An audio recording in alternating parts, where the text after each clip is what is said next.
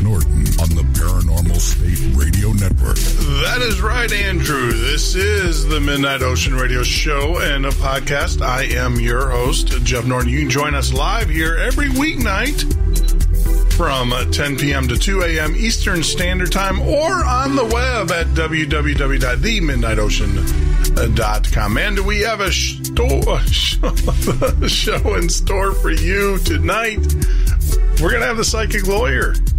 That's right. Whoever think that the two go together. But Mark Anthony is going to be joining us here in a few minutes. He is waiting patiently on the line, but we'll take care of a little bit of business. If you are on Facebook, make sure you like our page. All you have to do is go out to the search button, type in The Midnight Ocean. We're the only ones. We will pop up there in first position. Make sure you follow us. The other thing, too, is that we have a special little group called the Midnight Listeners. All you do is type in Midnight Listeners, all one word, Midnight Listeners, all one word. Make sure you join that group as well. Yes, we are working on the Midnight Listeners website. I don't know. It's one of these things. Maybe we'll ask our psychic when we're going to get it done. But eventually, in due time, I am told. Patience, my friend. But also, you can follow us on Twitter by typing in the MN Ocean. That's the MN Ocean. And if you're listening to us for the very first time, I want to say thank you very much. And also get over to YouTube. If you're watching us on YouTube, make sure you hit that subscribe button. You know, I'd be amiss. I don't do this enough. I probably need to tell people you can find us. Our audio portion of the show can be found on Spreaker. And soon, iHeartRadio. That is right. We are coming to iHeartRadio in the near future. But we need your help. If you can sign up on Spreaker, make sure you follow our shows there at Spreaker. That's what iHeart's looking for. They're looking for how many people actually follow our shows on Spreaker. We tried to show them the aggregate where we typed it or where we showed them all of the listenerships through all the different platforms. And it seems that iHeartRadio wants to see what's going on in Spreaker. That's the only one they look at. So please, if you are listening to us on YouTube or on Libsyn or any of the other channels, make sure you get out the Spreaker, sign up, and follow us there. That will help us out tremendously. And we anticipate to be on iHeartRadio by the first of the year. Wow. That was a mouthful. But I can tell you, it's going to be a fun show tonight. I am looking forward to this because who would ever think that you would have a psychic lawyer? Who would ever think that you could put those two terms together? But let me tell you a little bit about our guest. Mark Anthony, the psychic lawyer, also known as the Psychic Explorer, is a practicing medium who communicates with spirits. He is also a successful attorney licensed to practice law in Florida, Washington, D.C., and before the United States Supreme Court. Mark graduated from Mercer Law School with honors, which includes the study of law at Oxford University in England. He has also studied mediumship in England at the Arthur Findlay College of Advancement in Psychic Sciences. Mark Anthony is the best-selling author of Evidence of Eternity and Never Letting Go. Mark is featured speaker at conferences, expos, universities nationwide. You've probably seen him on TV as well. He's been on ABC, NBC, Fox, all of the major channels. In October, he launches the Psychic Explorer Mark Anthony Mystic Mayan Cruise. Please welcome psychic lawyer Mark Anthony. Mark, welcome to the show, my friend. Well, thank you, Jeff. It's really good to be on your show. I haven't been on this one before, and I've been looking forward to it. Well, thank you. Thank you very much. You know, it's funny. I have to admit, Mark, I did a little sleight of hand, man. I've been telling everybody that Mark Anthony is going to be on the show tonight. You know, it's funny. Whenever my publicist calls people and says I'm with Mark Anthony, they automatically assume I'm the Puerto Rican pop star as opposed to the psychic lawyer. And you know, hey, either one's good with me. So. Yeah, I don't care. Yeah, I'm just saying our demographic is we're a little light in the female demographic. I'm sure we're going to cover that tonight. So, it's all. You know what's funny? You know what's funny about that, Jeff? it's the paranormal shows. It's largely a male audience. But then when I do a public demonstration, spirit communication, it's like 90% women, and the men that are there are generally being dragged there by their wives or girlfriends, okay? But they'll listen to this on the radio, but then men going to it in public is a different thing, which I think is funny. Although lately in the last year, I'm starting to see now about a 60-40 mix because I'm getting a lot more men coming to my event. So that's funny that you said that, so. Well, we call them, it's funny. Yeah, because we call them the closet esoterics.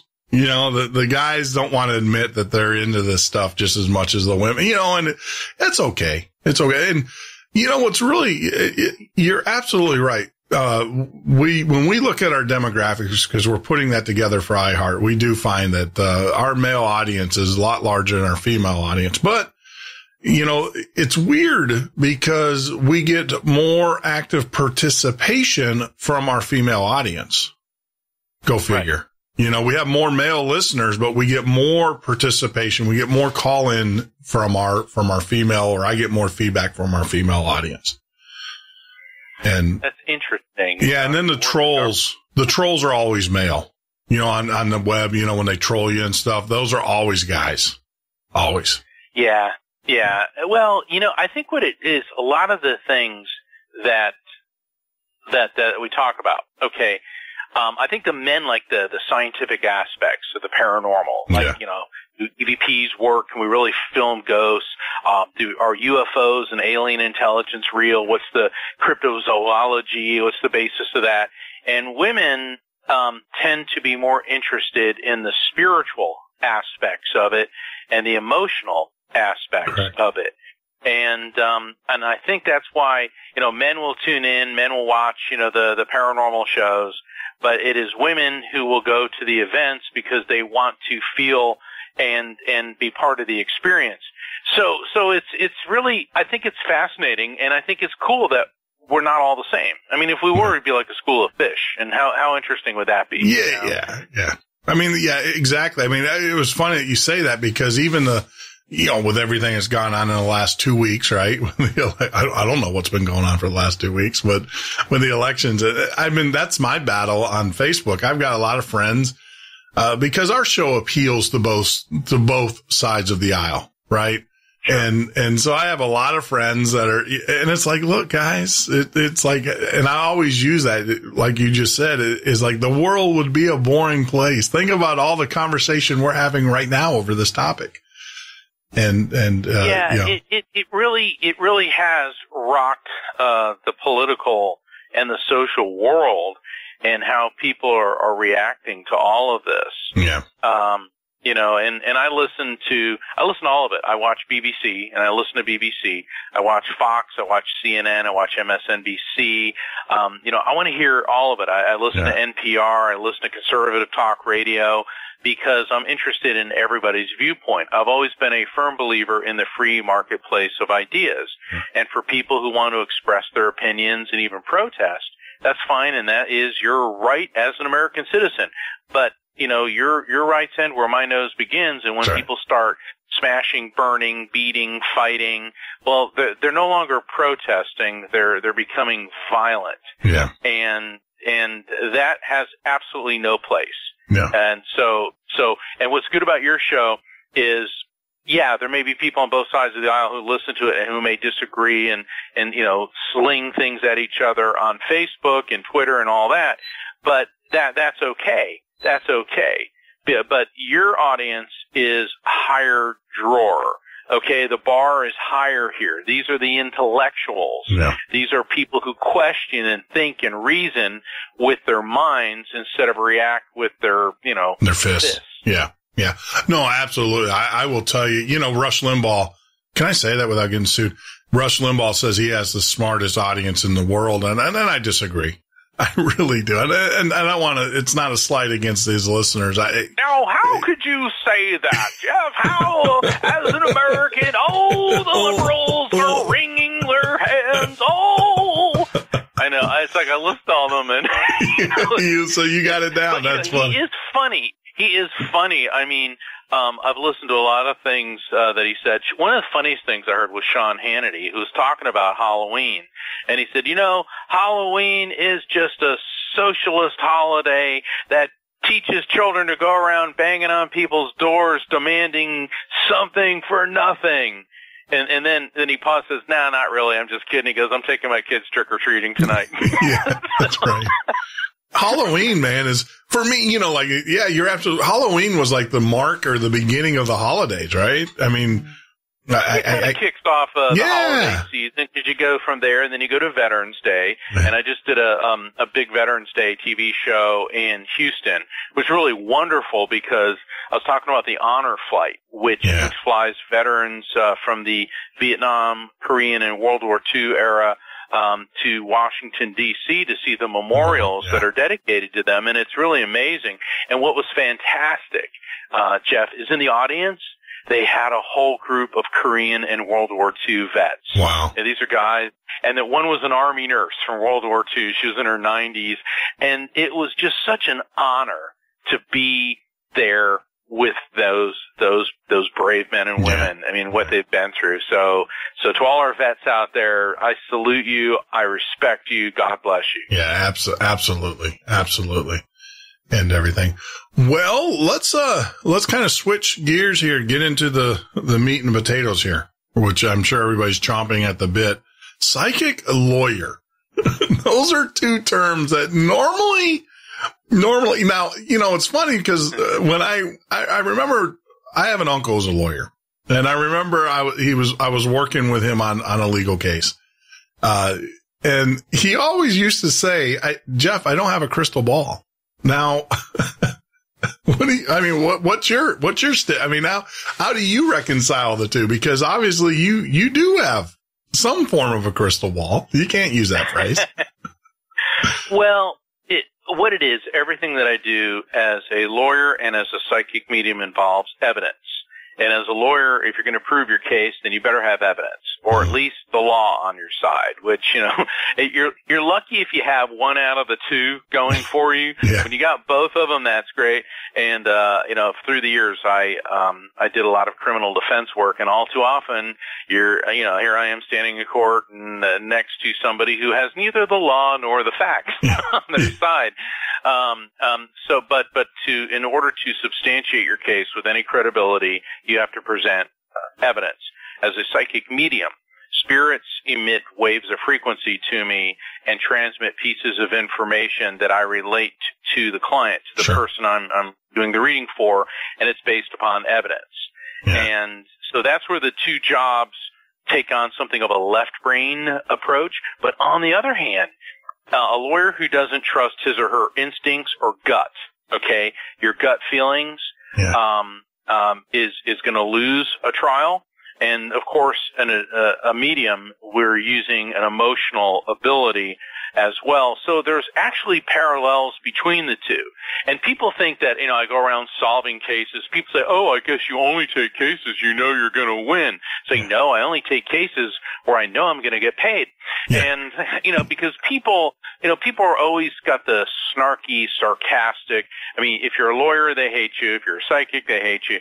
But the fact of the matter is, people need lawyers. Yeah. Because things happen. In other words, you get arrested and maybe you're not guilty, or, oh my gosh, you're in an accident caused by someone else's negligence, or you have to go through a divorce, or there's a contract dispute, or you have a problem with an insurance company. So there are problems that require people to bring in attorneys. And then over centuries, we've created this legal system which regulates just about everything. I mean, can you think of any business, any corporation, anything that doesn't have the legal system injected into it through regulations or requirements? Yeah, I mean, it's everywhere. Yeah. People say, oh, that's terrible. It's like, yeah. How many people have you met? And my heart breaks for these people because I've worked with so many of them that are paralyzed, spinal cord injury, because they jumped off a diving board in a pool and broke their neck. And people say, well, I can't even have a diving board on my pool anymore because of lawyers. Yeah. And would you feel better if you were quadriplegic because of that? Yeah. And it's because these things are unsafe. Or children who are choking to death on pieces from a toy that came dislodged because the toy was not manufactured properly. So you can go right down the line. Now, sometimes, of course, it swings the other way and it gets to the sublime and ridiculous. But the fact of the matter is, there's a reason that we exist. And let's face it, you normally don't go to a lawyer when everything's good. It's not you wake up and go, everything in my life's great. Then go hire a lawyer, It's because something terrible's happened to you, And so that's why, people, project that negativity on us. Yeah, and Well, see, I don't know. See, I was raised differently because I had an uncle who was a successful lawyer, and he always used to say, you pay me now or you pay me later, and later is usually more expensive. So it's cost effective to actually have an attorney there when life is good because they can advise you and keep you out of trouble. Number one. And then, I had a lot of people that would come in and say, look, I just want to retain you. I go, why? They go, well, I'm going to get arrested. I go, for what? I'm not telling. It's like, well, don't tell me, but don't do whatever you're going to do, don't. And then, of course, I'd get the call. And, no, it's not like that. It's just, it's good to have one in your hip pocket, and you can bounce things off of. And the other part of it too is that, I was raised with the part that, lawyers, my uncle used to tell me this, the lawyer's not necessarily his job is to get you off, get you out of trouble. The lawyer's job is to make sure your rights are protected. And exactly. Yeah. Well, no, that's exactly correct. And I remember, when I first got out of law school, I was a prosecutor. So I worked for the government and I was out to save the world and get the bad guys. And then I got hired by this big private firm. And I remember the senior partner, he was great, and he brought me in his office and he says, Mark. He was like 65. His wife was like 24. It was like his fifth wife, and he was a real character, but God, he was a great trial lawyer. And he said, I want to teach you something very important. He said, in every criminal trial, one of two things is going to happen. Justice will be done or we'll win. I was shocked. And he said, look, he goes, most of the people that come in here are guilty.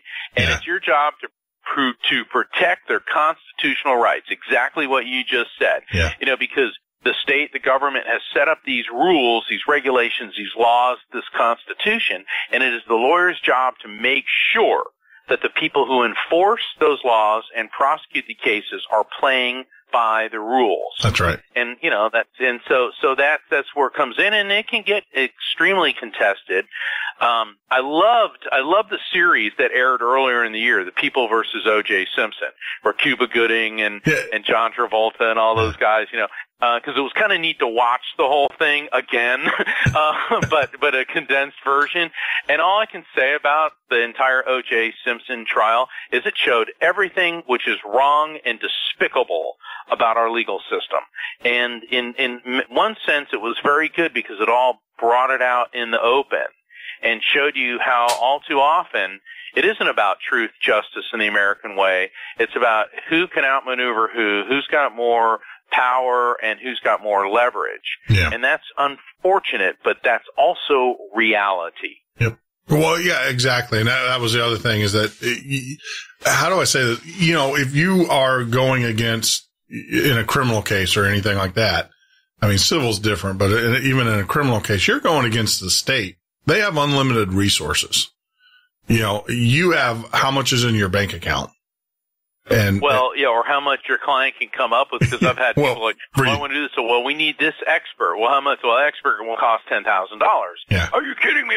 Well, that's what the expert costs, okay? Yeah. And they'll analyze the case and come up with an opinion that will at least create a conflict in the evidence.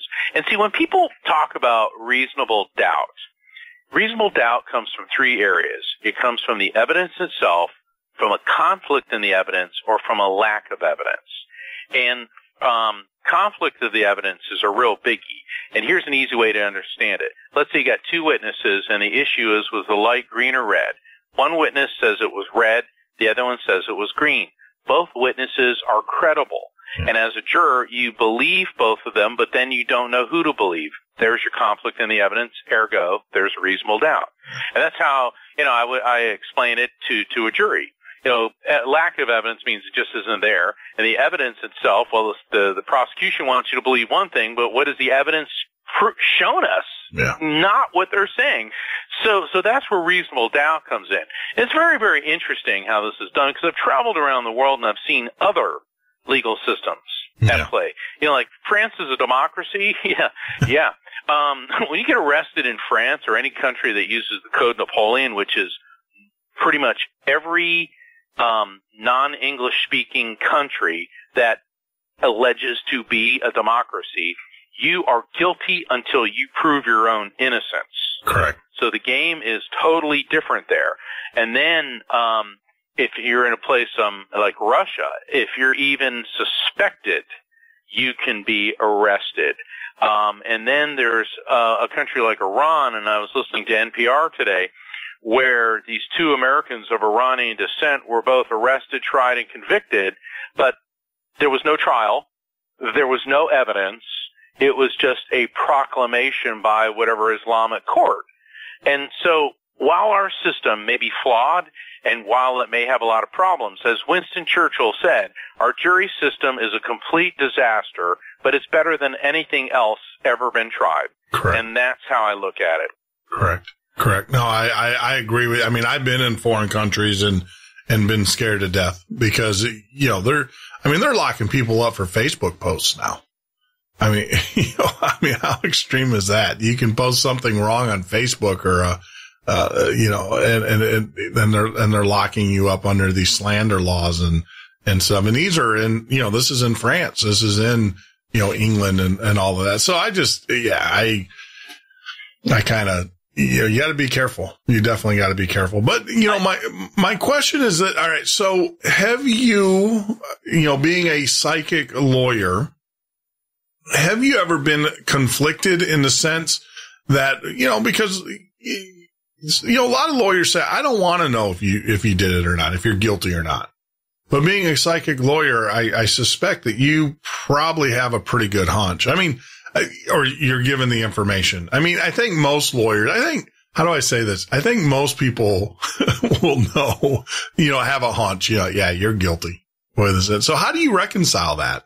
I mean, how do you do that as an attorney and still offer and still be an asset to your client? Well, okay. That's a great question. And let me break it down into a couple different parts.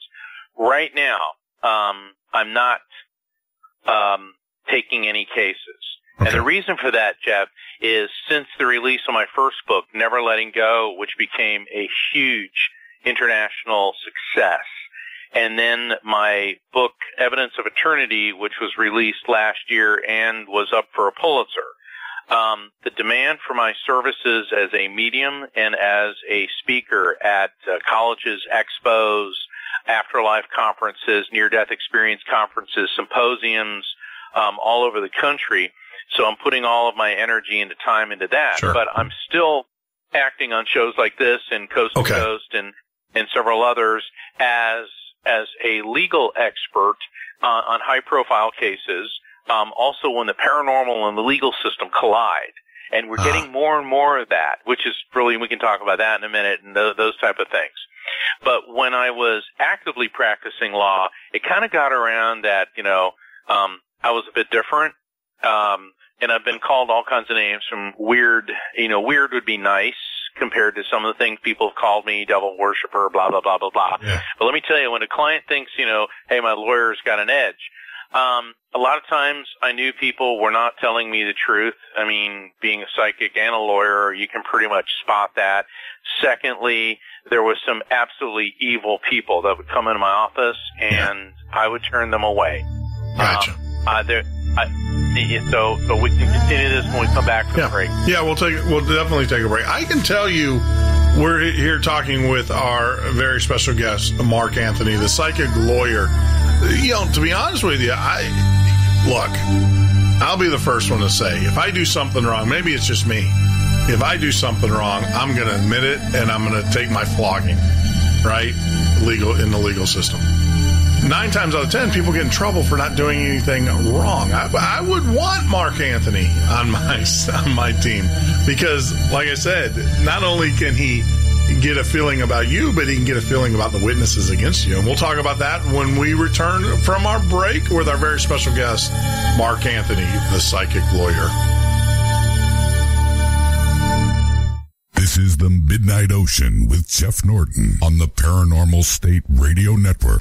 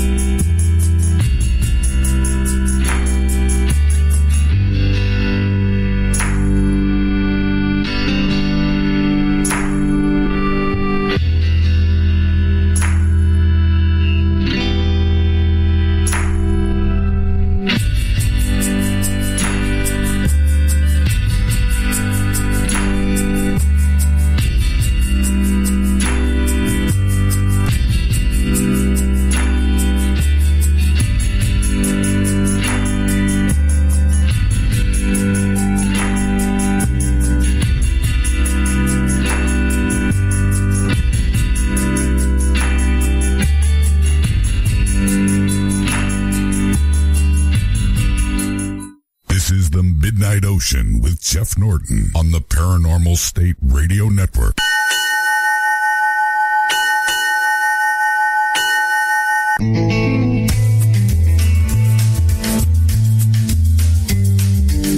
That is right, Andrew. It is the Midnight Ocean radio show and a podcast as we speak with our very special guest, Mark Anthony, the psychic lawyer.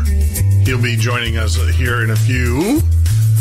But I wanted to take this time to tell you that it is the month of Movember. That's right. I got that right. It is Movember, not November. For more information on Movember and what you can do to raise awareness for male cancer-related cancers, prevention, and also treatment, get out to our website at www.themidnightocean.com.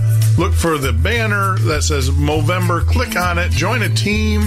Learn all you can about it. It's a very, very important topic that I believe is overlooked way, way too much, especially if you have a family member, friend, or anybody that's been affected by prostate or testicular cancer. If you're joining us for the very first time on YouTube, I want to say thank you very much. Make sure you swing by and hit that subscribe button. That means so much to us. That's how we grow our show.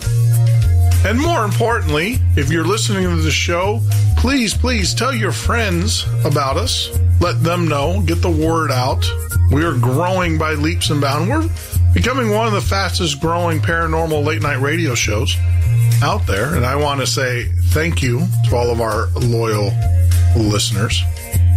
But without further ado, we have to get back to our special guest, Mark Anthony, the psychic lawyer. So Mark, right before we went on the break, I kind of interjected, I'm one of these guys, and I don't know, maybe it's just the way I was raised. If I did something wrong, of course I'm going to have a lawyer there, but I'm not going to expect to get off. There's got to be consequences for a person's action. Maybe I'm a little weird that way for thinking that way. Well, absolutely, there are consequences. And the fact of the matter is, let's say out of 100 people arrested, probably 96 to 98 of them, so let's say almost 100%, 98% are going to be resolved by way of a plea, the person pleading guilty or no contest, or the result of plea bargaining. And so let's say you did do something. Well, if you get an attorney, you're going to fare a lot better on how you are sentenced. Yeah. Because I've seen a lot of people walk into court and I remember seeing a guy walking into court and saying, "Hey man," to the judge. He said, "I'm like totally missing work and this really sucks." And the judge is looking, "Oh really? So I am," and the judge said, "Please forgive us for interfering with your life because of your criminal matter." He goes, "Yeah, dude." And finally the judge says, "That's enough." He goes, 18 months. And the guy goes, 18 months! And the judge goes, "Yeah, bummer, dude." Or you walk in with an attorney like me and say, "Your Honor, here's my client, blah, blah, blah, blah, blah. And prior to this, I've signed him up for this class, and he's doing community service. He's had a psychological evaluation, and here's what's going on, and he's a prominent member of the community," or whatever, and da-da-da-da-da. And then you're going to get a much, much better outcome. Yeah. So the attorney, I look at it this way. The legal system's like a jungle, and the attorney is the tour guide. He's going to get you through the jungle so you don't step on a poisonous snake or fall into quicksand or get eaten by a tiger. Okay, we're the ones that get you through this nightmare, because the legal system, let me tell you, if you don't know what you're doing, it's like, people say, "Oh, I can handle this myself." And it's like, yeah, well, if you needed to take your appendix out, would you do it yourself? Yeah. And when you start thinking even in those terms, it's a whole different. There's a reason that we go to college and then go to an additional 3 years of law school to learn how to interpret the laws. Correct. And how to negotiate through the system. Oh yeah, correct. Absolutely. And it goes back to this, you're going to pay me now or pay me later. The legal issue I got into was a civil matter. And, I had business partners, and my business partners decided that they were going to declare personal bankruptcy, and then that encumbered the business. The problem was, I made the mistake of signing the lease under my personal name, right? Versus a bit. So there you go. So we're in court, and I learned very quickly, you do not want to go to court. I thought this one was going to be simple, right? That I could represent myself, get my name off and put it back on the corporation, because without the business or carry on the business, But it was hard to do because everything was when you have a business partner who's declaring bankruptcy, and then it was a matter, as you can imagine, it was a legal matter. Oh, sure. It was a nightmare. And unwinding that. And, I realized really quick, I heard my uncle's voice in the back of my head. You pay me now or you pay me later? And later is a lot more expensive. But. Well, it's like, okay, I had this case where my client was hit by a drunk driver, and the drunk driver, had a $100,000 policy on their car. Yeah. And my client was hurt pretty damn bad. I mean, he did surgery on his back and broke a bunch of bones. I mean, this was he needed the $100,000, but the insurance policy had an exclusion for drunk driver because that is, that wasn't covered. And I'll never forget that so I'm handling the civil suit. Sure. Well, the prosecution of this guy was going on in criminal court, and he had the slimiest, nastiest, most evil defense attorney imaginable. This guy, I mean, he was like Lord Voldemort. He'd walk in the room, and I swear it would drop 20 degrees. Everybody hated the guy, and he's one of these people, he would just insult everybody, and with his, $1.25, vocabulary, and just really, really evil. I mean, seriously, nobody liked this guy. And he was super condescending and all this Mr. Hotshot attorney. And so what I did is I contacted the prosecutor and I said, look, you need to drop this to a reckless driving, which is a negligent act as opposed to the strict liability of DUI. And the prosecutor said, why? And I said, because then my client, your victim, and your chief witness will then be able to bring a lawsuit and get the full $100,000. Prosecutor, so in that way we'll be screwing over this really nasty attorney. I go, you got it. And so that's what the prosecutor did. I worked this behind the scenes, and so there was a reckless driving, and Mr. Hotsy-Totsy scumbag attorney thinks he did some great job, and next thing he knows, his client's insurance company is forking over $100,000 for this guy's. I mean, the surgery alone was like $60,000, Sure. I mean, it was like huge, but he needed this coverage. And the thing is, because I knew how to work both sides of it, and and those are the ways you have to think outside of the box, because the focus was my client needed medical attention that he couldn't get, and the only way to get it was from this guy's policy, which said if he was drunk, it didn't matter. But now there's an official proclamation he wasn't drunk, he was merely reckless driving, which is a form of general intent, ergo it got around the drunk driving, exclusion. Sure. And, and I always felt good about that, especially when scumbag attorney figured out after the fact what had happened, and it was like, oh, well, I guess you're not quite as smart as you think you were. Yeah, no, well, yeah. I mean, the games, right? I mean, there definitely are games that are played. And I don't want to say games, but just maneuvers. I mean, you guys are playing strategy. You guys are playing chess. There's no doubt about it. Well, I mean, we were talking about the election recently, and if you look at it from a strategic standpoint, and look, I want the listeners to know I'm not favoring either side, but what I can see where the Clinton campaign went wrong is they assumed they were going to get Pennsylvania, Ohio, Wisconsin, and Michigan, the so-called Rust Belt states, so she didn't spend too much time there campaigning. And Trump was hammering Pennsylvania, Wisconsin, and Michigan. I mean, the last 2 months was there multiple times, and that was the ball game right there. Because everything else, California always goes Democrat, Texas always goes Republican, Florida, where we are. I don't know if it's a purple state or a red state, because it depends. Because last election it went Democrat, this election went Republican. Yeah. It depends. But the thing is, the Trump people actually outmaneuvered the Clintons, which is surprising, because if anyone knows how to play every dirty trick in the political book, it's the Clintons. Well, it's the truth. Well, no, you're absolutely right. Well, they've been around. They've been doing it for 30 plus years. they've been doing it for 30 plus years. On the other hand, Donald did write the book, The Art of the Deal. So, it's like, and it's like, look, he's the president or will be the president. And, that senior partner from the law firm that I was talking about earlier. And I refer to him a lot because, he's been dead now for 20 years and, I see him now and again. But, I remember he told me, he said, you got to give somebody who gets elected a chance. That's right. Before you start panicking. And I'll never forget, there was this female attorney who got elected, and everyone said, oh, my God, she's going to be the tyrannical train wreck, and she's just going to be horrible. And he says, give her a chance before you start panicking. Long story short, she turned out to be one of the best, most compassionate judges. She listens.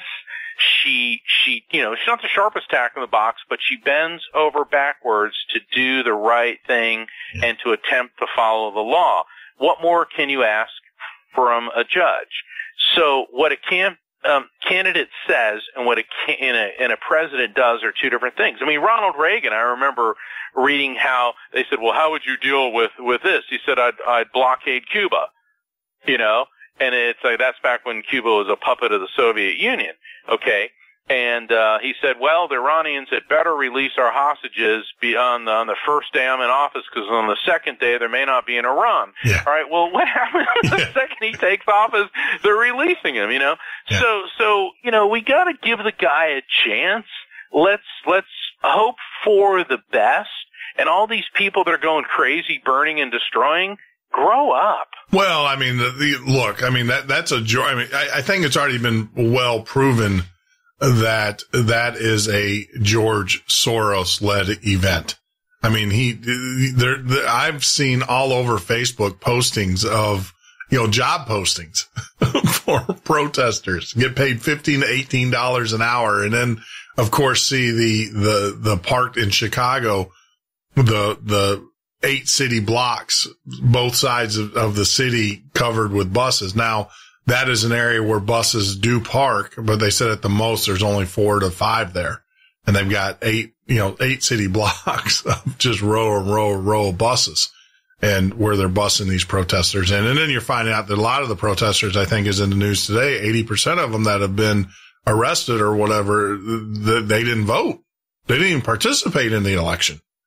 But there's an old saying, if you don't vote, you don't have a right to complain. That's right. That's right. No, I agree. And, I don't want to get too political. And see, for me, I was raised that you respect, it's that military in me where you respect the office, the rank, not necessarily the man. So for me, I don't care who's in office. They're still the president of the United States, or they're going to be the president of the United States. And you respect that. Just because who knows, your guy might be the guy or the girl in the next election. And wouldn't you want them to have the benefit of the doubt? So it's just out of common courtesy. Well, when I was in England a few years ago and I was studying mediumship, I took a couple days off, and being a history buff, I went to Churchill's bunker. It's part of the Imperial War Museum. Mm-hmm. And it was fascinating because they just opened it up maybe 15 or 20 years ago. It had been a secret up until recent times.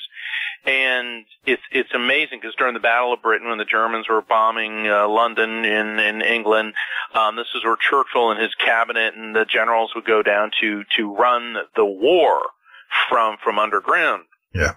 And they had these TVs set up that were constantly playing interviews with these really old women who they must have interviewed back in the 1960s or early 70s, who had been Churchill's secretaries, because they had a whole team of secretaries.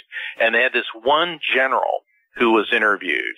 And I remember reading about him, General Ismay, and he was the chief of the Imperial General Staffs, which is like our chief of the Joint General Staff. Yeah, anyway, what Ismay said was, and all the secretaries kind of echoed this in their interviews, he said Churchill was the most obnoxious, rude, crass, insulting bully. He always is dressing us down, yelling at us, calling us incompetent morons. He said he was insufferable to work for, but it was the greatest honor of my life because any other British politician would have surrendered to Adolf Hitler. And thank God for Winston Churchill. He was the right man in the right place at the right time. Yeah. Now, I'm not necessarily comparing the president-elect to Churchill, because Churchill's one of a kind, but the fact of the matter is, when Churchill was appointed Prime Minister of Britain, that's because they expected him to surrender to Hitler. Neville Chamberlain was out. France was invaded and folding. And they figured, he was 65 at the time, which was very, very old back in 1940, that he was a washed-up, has-been curmudgeon, and who cared? And boy, did he surprise everybody. Yeah, no, they didn't. Yeah, I mean, Nuttall, who actually completely, came back and said, Germany, don't worry about them. We're at peace with them. We're not going to have a problem with them. He completely missed the ball. And then, of course, Churchill was not liked. He was not liked. No, he wasn't.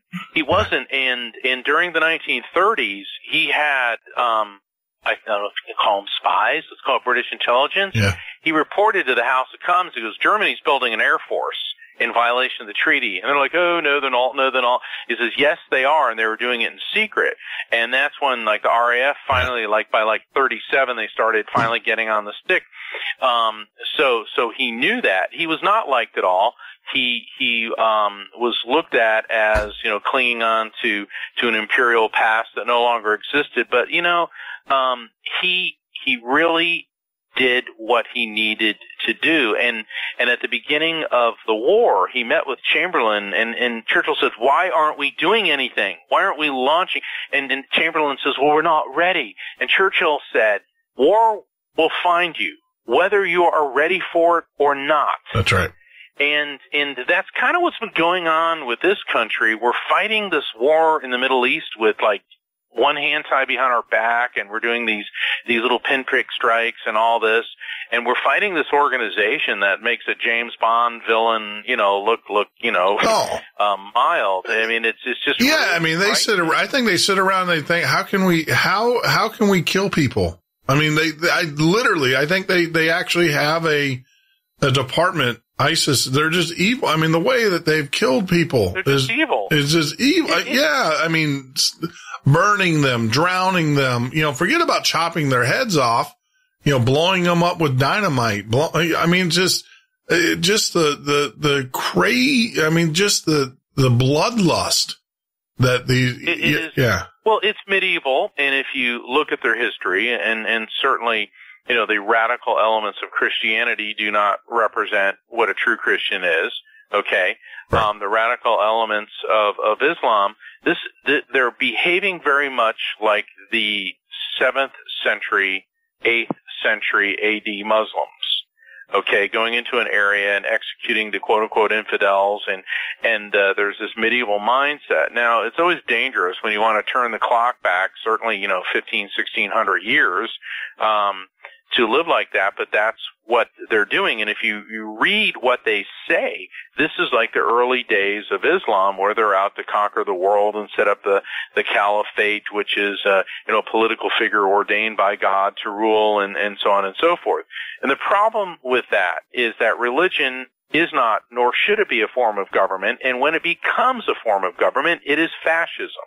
And that's why the founders of this country, who were far from perfect, they realized we could not have a religious head of state or an official religion, and why church and state must be separated, because they were students of history and have been observing the previous 1,000 years of European history where this was going on. Yeah. And with the exception of the Netherlands, the United States was the only Western country in the 18th century that did not have a religious head of state. And that's pretty far-thinking stuff for a bunch of horse and buggy guys. Yeah, yeah. Oh, I don't hate to say it, but it's almost like someone went back in time and said, hey, look, 200, 300 years from now, 250 years from now, this is what the world's going to look like. So when you write your Constitution, make sure you're writing it it is a timeless document. I mean, it's amazing the history and the time and how what we're seeing now is, and I know a lot of people say that the Constitution's outdated. I don't think it's outdated at all. I think it's very relevant. It is very relevant, and that's why it's they built in the ability for it to be amended, because they knew things would change, and they also knew when they signed it that slavery was going to be resolved one way or the other, because there was people like John Adams and the northern delegates who said, look, we can't have slavery, and the southern ones. And it's so funny when I hear, and I will criticize the Republicans for this, we need to do what the framers intended. Well, a bunch of them owned slaves, okay? And they didn't allow women to own property or to vote or to be educated. So I'm not too concerned with what the framers wanted in 1790. What I care about is that they set up a document and a form of government that will grow and prosper and adapt with changing times. Okay? Because we now live in the internet nuclear space age, and back then, with the exception of Benjamin Franklin and possibly Thomas Jefferson, none of them could have possibly even conceived that. So, but they were smart enough to know that nothing remains stagnant. So when I start hearing, Antonin Scalia was a traditional fundamentalist, well then that means that women should be disenfranchised to vote and blacks need to be rounded up and made into slaves. And we know that's never going to happen, nor should it, and it never should have happened in the first place, but it did. And the fact of the matter is, Constitution's not outdated. I was in Russia in the waning days of the Soviet Union, and I remember, I was a teenager and I was a smart aleck, and our guide was going on, we called him the product of the state, and he was going on how not much difference between the United States and Soviet Union. We have freedom of speech like you. I go, really? Do you? And then he leaned over and he goes, but difference is freedom after you make speech. Woo! That's right. Yeah. Go say whatever you want in Russia or Iran or China. Yeah, they all got freedom of speech too. What you got to look at is freedom after you make the speech. That is correct. That's right. It's not like they have people around there taping your mouth shut. You can say whatever you want to. Then later on they come and, knock on the door at 4 a.m. and, that's the last time. And, people scoff at that. And that is a reality. That is a reality in too much of the world. And the problem is that with America is we tend to think that everyone wants to embrace Jeffersonian democracy. And there are areas of the world where they don't want that. They don't want to be like us. And they want very little to do with us or our form of government. Yet, I think as time goes on, though, and if the information age is allowed to continue without all this radicalism and hatred and all that, I think it's going to come down to eventually people should see that as human beings we have more in common than we don't. And until people realize that, then we're always going to have this nonsense. Yeah, I don't think I've ever been in a situation or a circumstance, especially because I've traveled as well, where when you get the people together, it's like, it's no big issue. I mean, we're all friends, we're family. It doesn't I've been in some pretty hairy, I haven't been in North Korea, so I don't know how that is. Not on my list. It's not on my bucket list to go to either. But I've been in other places that have been hostile towards the United States for the most part, or hostile to Americans. And when you sit down, usually around dinner table, right? You sit around the dinner table and you talk and you find out they have kids and you have kids and you talk about how you miss your kids because you're working all the time or because you're having to do this or do that. That usually what breaks the ice for me is family. And then next thing you know, you're being invited to go eat dinner with their family, outside of the compound. And, I've had those experiences, and it's, for people for the most part they just want to be, have the opportunity to raise their families and their children and see their children grow. And be, multiply and stuff. So, it's a very basic concept. For some reason, a lot of people just don't get. So, I don't know. Well, Golda Meir, who was the first, the Prime Minister of Israel, she said, there will be peace when our enemies realize they love their children more than they hate us. And that is so true. That is so true.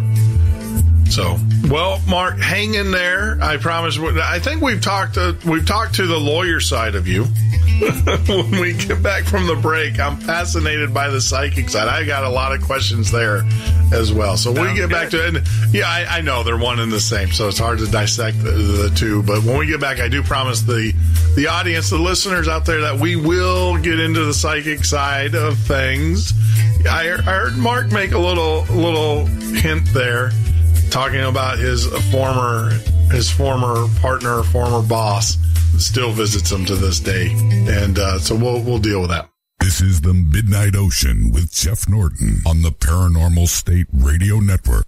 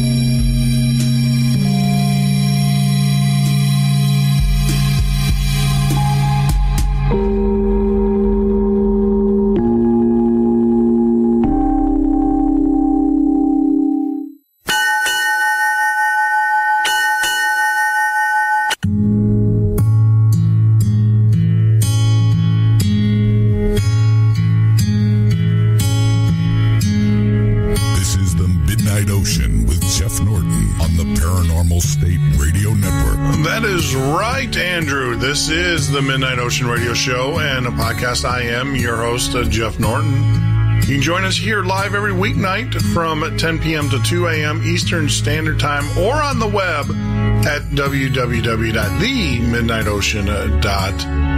Right before we went on the break, I do promise that we are going to speak with Mark. I think we're the lawyer side of the questioning, Sir Counselor, is over with. Now we will talk about the psychic side, which I think is what most people are tuning in for. Besides, I think they probably realize that you're not the Puerto Rican Mark Anthony by now. Yeah, I mean, I can carry a tune, but let me tell you, the pop star Mark Anthony, boy, can that guy sing. He's incredible. I love his music. I do. I do too.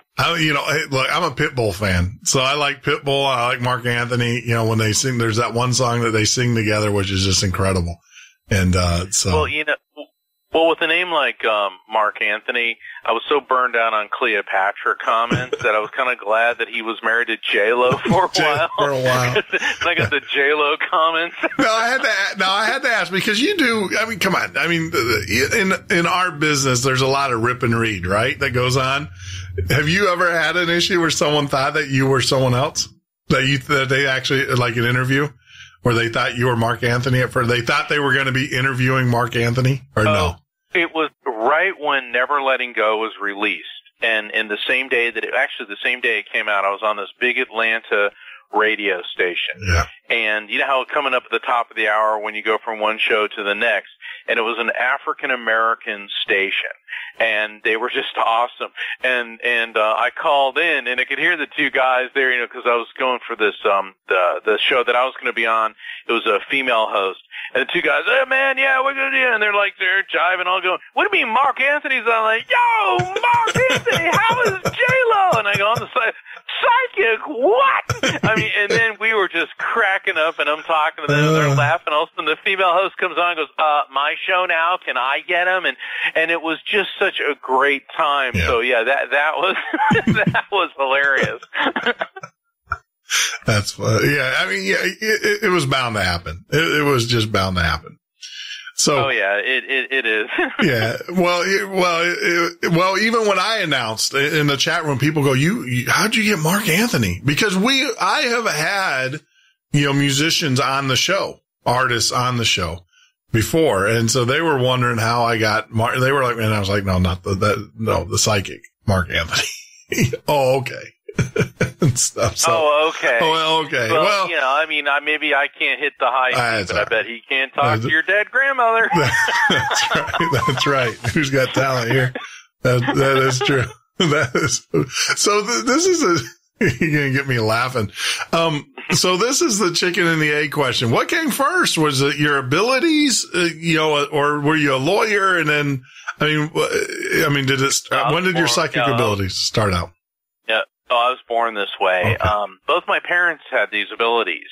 And looking at my family history, and in my book, Evidence of Eternity, which is my most recent book, I write about the physiology, the science, the quantum physics, behind spirit communication.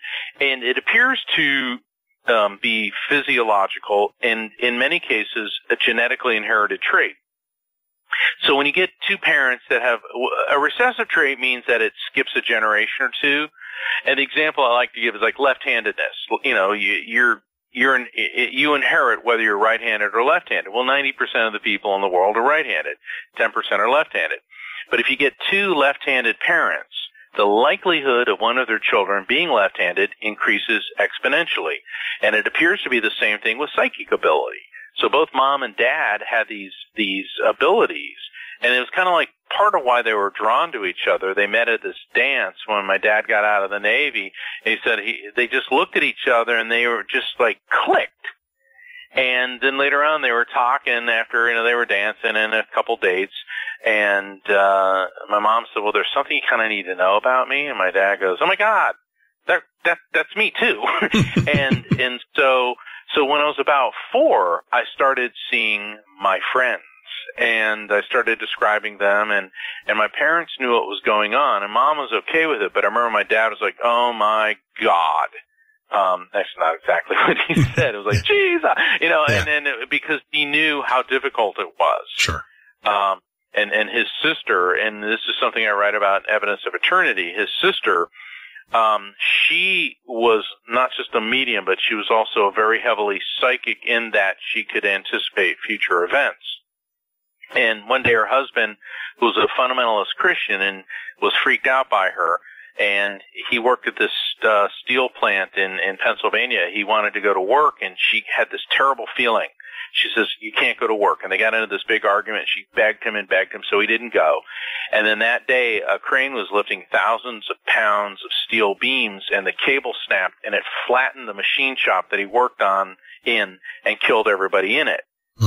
And had he been at work, he would have been there. So you would think he'd be grateful.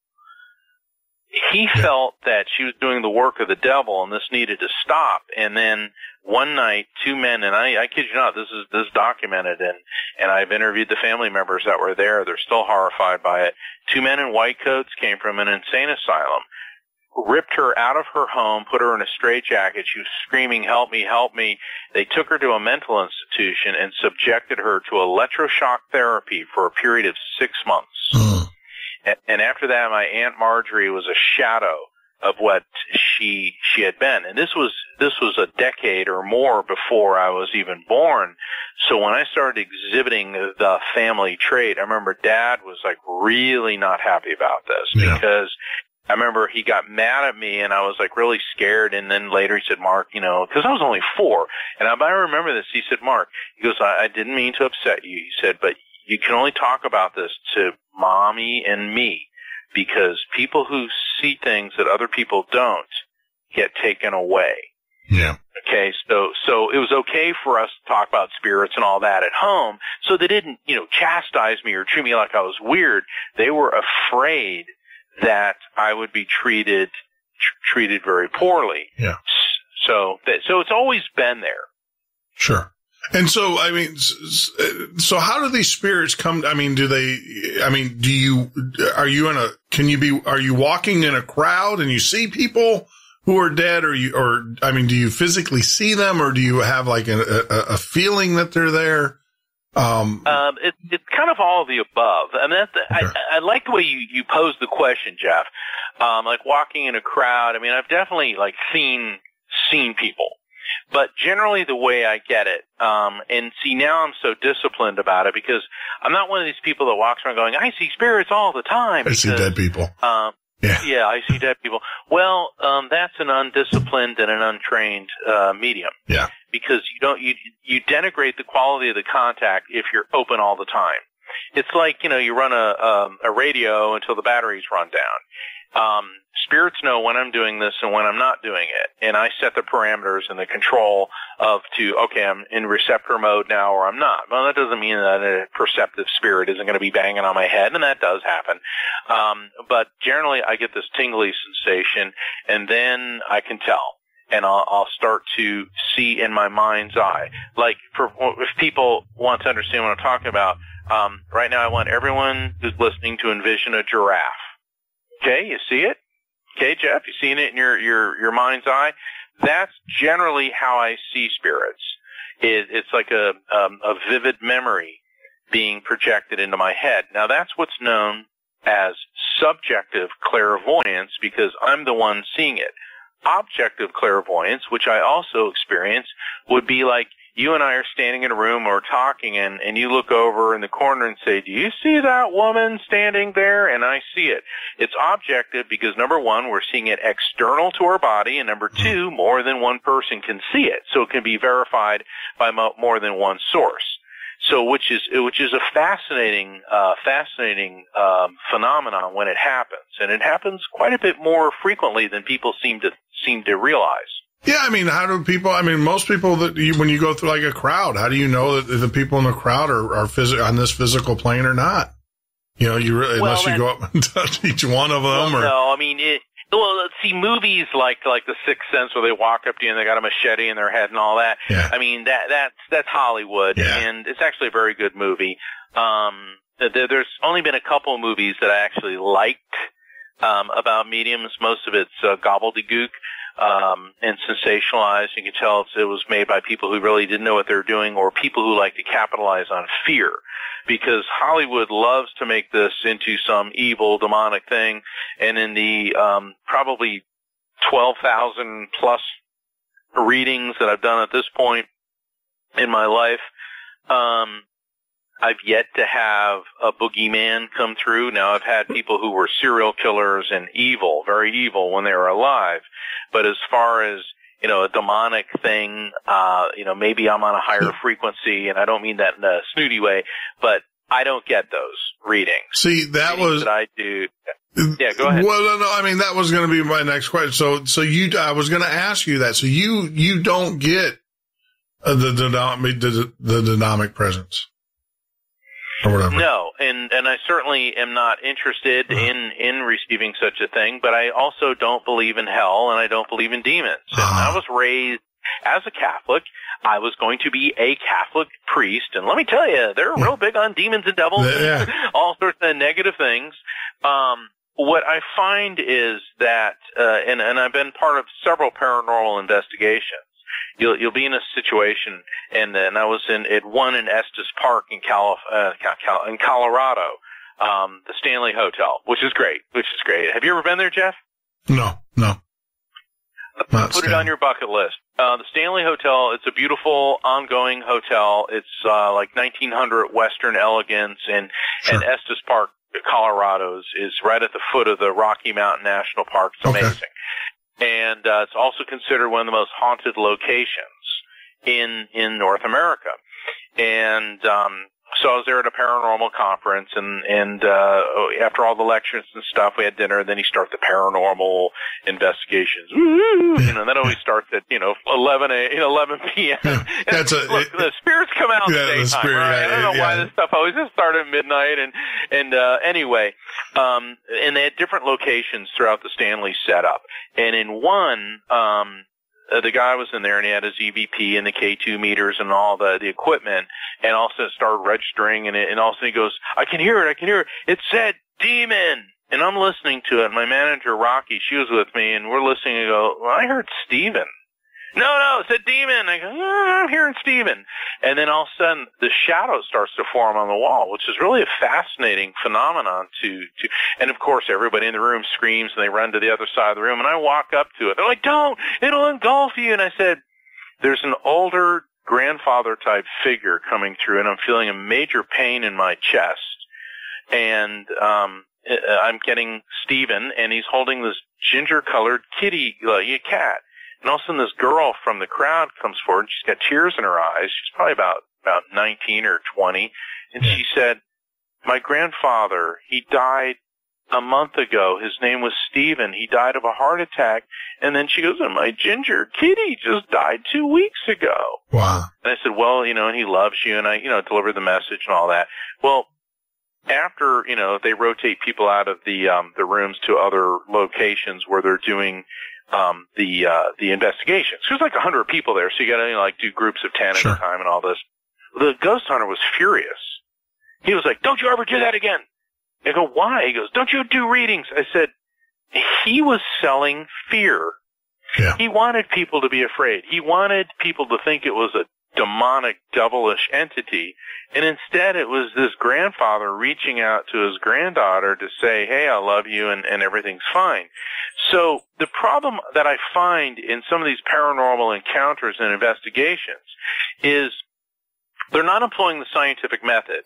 Or if you're observing something, you must be objective and leave your preconceived notions out of it. Receive the evidence, which Evidence of Eternity, my book, and everything I stand for is about evidence. Receive the evidence, record it, and then make a decision as to what it is, as opposed to, oh, it's a demon, and all that all the time. Yeah.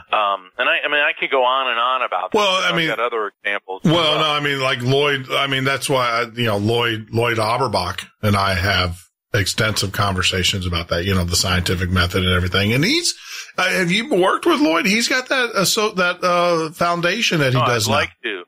Yeah, if Lloyd's listening, Lloyd, contact me. Oh, I'll put you in touch with him. I'll give you his number. Super. Yeah, because he's got the foundation, and I know that a lot of the psychics are here in Florida. actually. So and he's got that foundation, which will help people go and, say goodbye to their loved ones who didn't have an opportunity and work through that guilt and those issues and stuff. So no, absolutely. I'll put you in touch with Lloyd. But I guess the question I asked so I don't know what's going on then because since I started doing this show and, I listen to the classic Art Bell and everything, but I've had some pretty scary things go on. And sure. I've had the voices, hear the voices. I've had the knocking on the walls, the banging on the walls. I've had, the feeling of presence in the room and just some really concerning, the smell, this horrible smell, in the house. And even Sandy has smelled it. And we thought it was our sewer backing up, but it's not. We're out here, we got a grain field, and that's not the issue because it comes and it goes.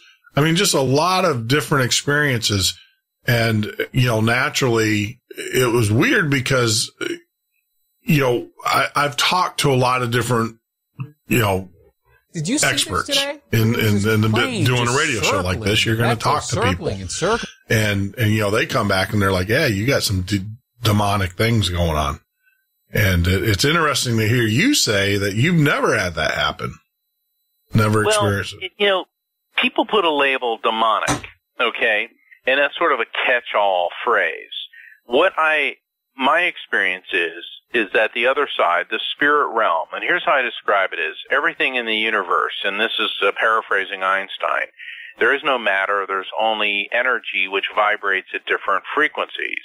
So we're on a frequency which I call the material world, okay, because we have a lower, slower vibration, and we're corporeal entities, which means that our consciousness, our the quantum field, the quantum energy that makes up our soul, is temporarily anchored to the brain, which is in our head, okay? And the other side, let's call it FM radio, but then there's also XM gamma rays and there's microwaves. Sure. There's a vast array of different frequencies in the energy, the electromagnetic spectrum. So on the other side, we'll use the catchphrase, the other side for all that, there are a multitude of non-human spiritual entities that are intelligent. And that doesn't make them evil, it makes them different. And I've encountered a number of entities where people, oh my God, it's a demon! And what it is, you get cold chills and tingles when it's around, and maybe the room feels cold because that's a physiological electric response that happens to our nervous system when encountering another electrical field. So it's also the same physiological stimulus in the flight or fight response. Ergo, we immediately assume it's negative and evil.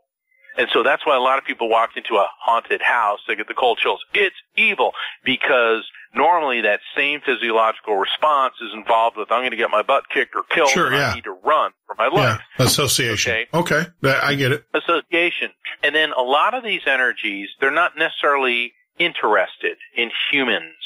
They maybe are more aligned with plants, or minerals, or animals, or different facets of, what's going on in the universe. And so we intersect them and we come into contact with them, and it's not necessarily that they hate us or they want to do harm to us, but it's sort of like, what are you bothering me for? Okay, that type of attitude. In England, I remember there was this area, and they go, there's a fairy that lives in there. Okay, well, in England, they call them fairies, sprites, elves. In Ireland, leprechauns. In Iceland, they have some different ones. In Japan, kami, K-A-M-I, which is a root word for kamikaze, the divine winds. And the kami are godlike, or they're deities or spirits that are particular to, are unique to a particular area. There may be a kami of this area, a kami of that area. And no matter what you call it around the world, we're kind of dealing with the same entities. When you think of fairies and sprites, we think of like Disney movies and things like that. and Tinkerbell and so on and so forth, but you can call it a fairy or a sprite or whatever. This is a non-human spiritual intelligence. And so when you encounter it, their agenda, it doesn't always coincide with ours. It doesn't necessarily mean they're evil. So you can get the knockings, the physical sensations, the chills, the smells. Well, welcome to the world of being a medium. That's how we perceive information, is through feeling it, smelling it, tasting it, seeing it, hearing it. And sometimes these things are not physically pleasant, but it doesn't mean that the spirit communicating with us is necessarily evil. And so that's where I split. And I know there's a lot of people listening that'll disagree with me and a lot of the other experts on your show, and that's their right. And I don't profess, or nor do I claim to be all-knowing, all-seeing, and know everything. This is my experience. These are my insights. I approach this objectively, okay? But I also believe in angels.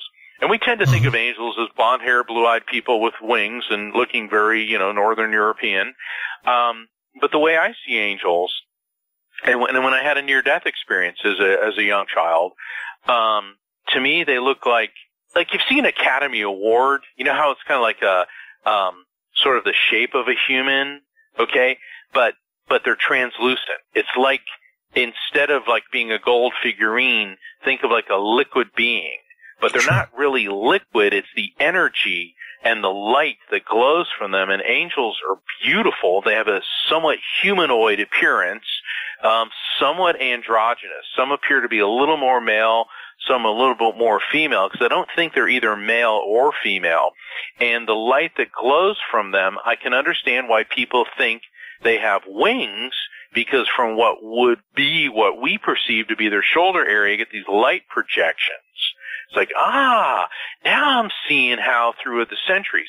It's like when you see in paintings of Mary and Jesus and the saints in Christian artwork, and there's the halo around them. Well, the halo is the aura.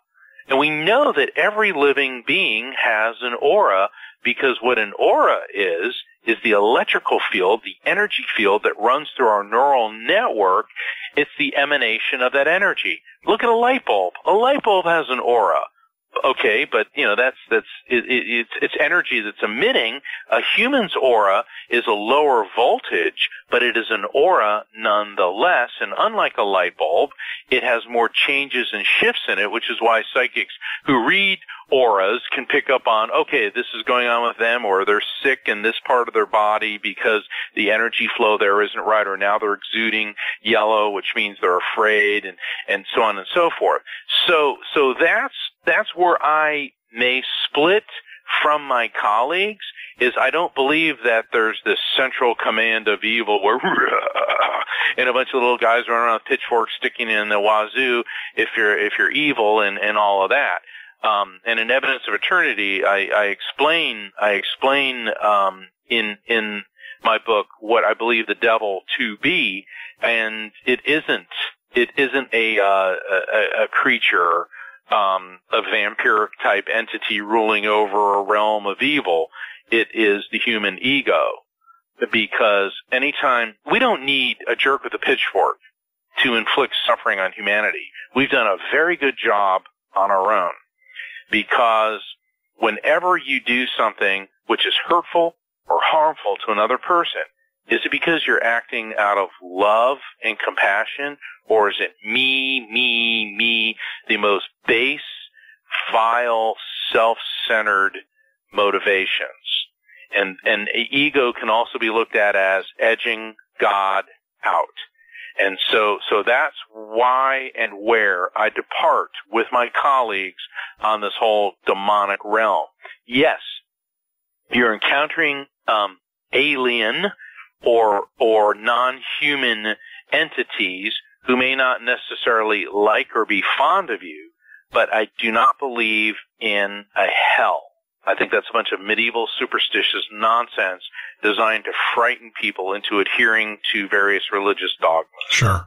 Yeah, I had Dr. Michael Heiser on here, and we talked about hell extensively and the term hell and where it's derived, and that was an amazing conversation with the concepts of hell as it relates in the real Bible. And I consider Dr. Heiser definitely, an expert on the Bible. He spent his whole life studying the languages that are comprised in it. And, it's just amazing conversation. But yeah, I don't know. Like I said, all I know is it scared the crap out of me. and it seems, I've been working with my Catholic priest friends, and what they've told me to do, it seems to work and everything, but maybe I need to take it at a different approach, because it does make sense that, it's just that emotion, that association that we have. So take a quick break. When we get back, we're going to continue our conversation, very interesting conversation with author and psychic lawyer Mark Anthony. One of the most baffling of all scientific phenomena is the phenomenon known as stigmatization, and in spite of our inability to explain it, that it has occurred even in contemporary times can hardly be disputed. More than 7 centuries have passed since St. Francis of Assisi, known during his lifetime merely as Brother Francis, went into the Apennine Mountains and with his disciples climbed Mount Alverno. There in a rude cell he fasted and prayed for 40 days and nights. The 40th day was September 14th, 1224, and it was the day the vision came to him, the vision of a winged seraph nailed to a cross. He invited his disciples into his cell to witness it, and one of them, looking down at him, cried, "This is no vision, Brother Francis. This is no dream. This is a miracle of God."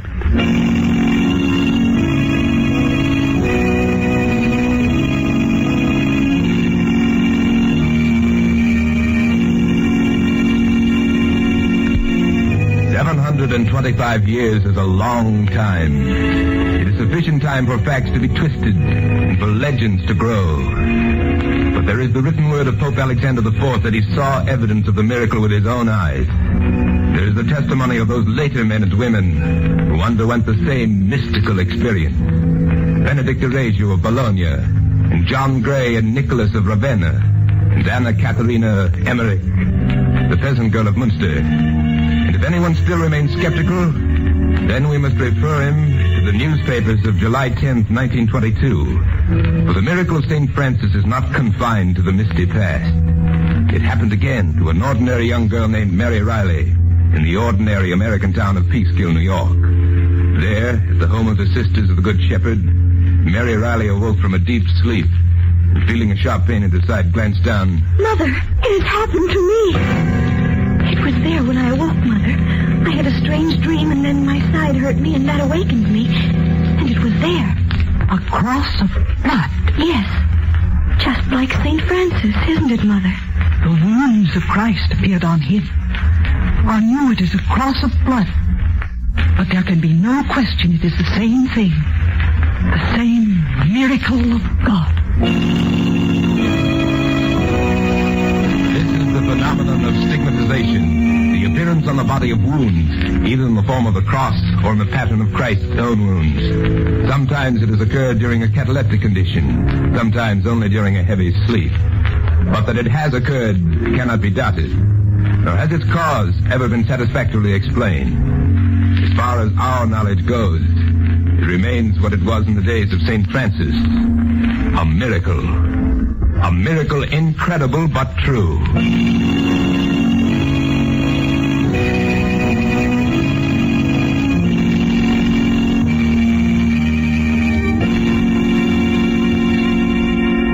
This is the Midnight Ocean with Jeff Norton on the Paranormal State Radio Network.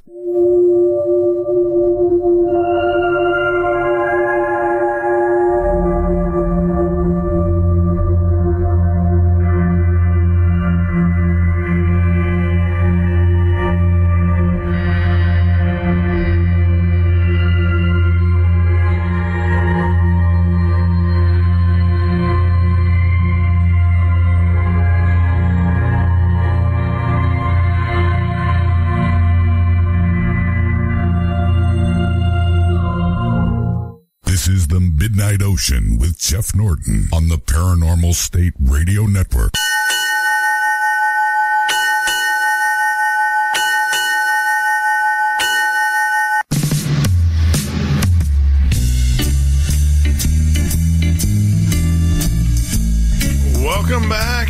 is the Midnight Ocean, a radio show and a podcast. I am your host, Jeff Norton, and we are speaking with the psychic lawyer, Mark Anthony. And right before we went on the break, Mark, we were talking about, some of the experiences I had and your feelings with hell and all that. I get it. I'm just, maybe I'm too scared, though. I'm going to continue to do what my priest friends tell me to do.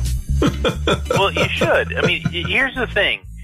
If that works for you, because sometimes spirit communication can be very overwhelming, and sometimes you can feel what you feel to be negative.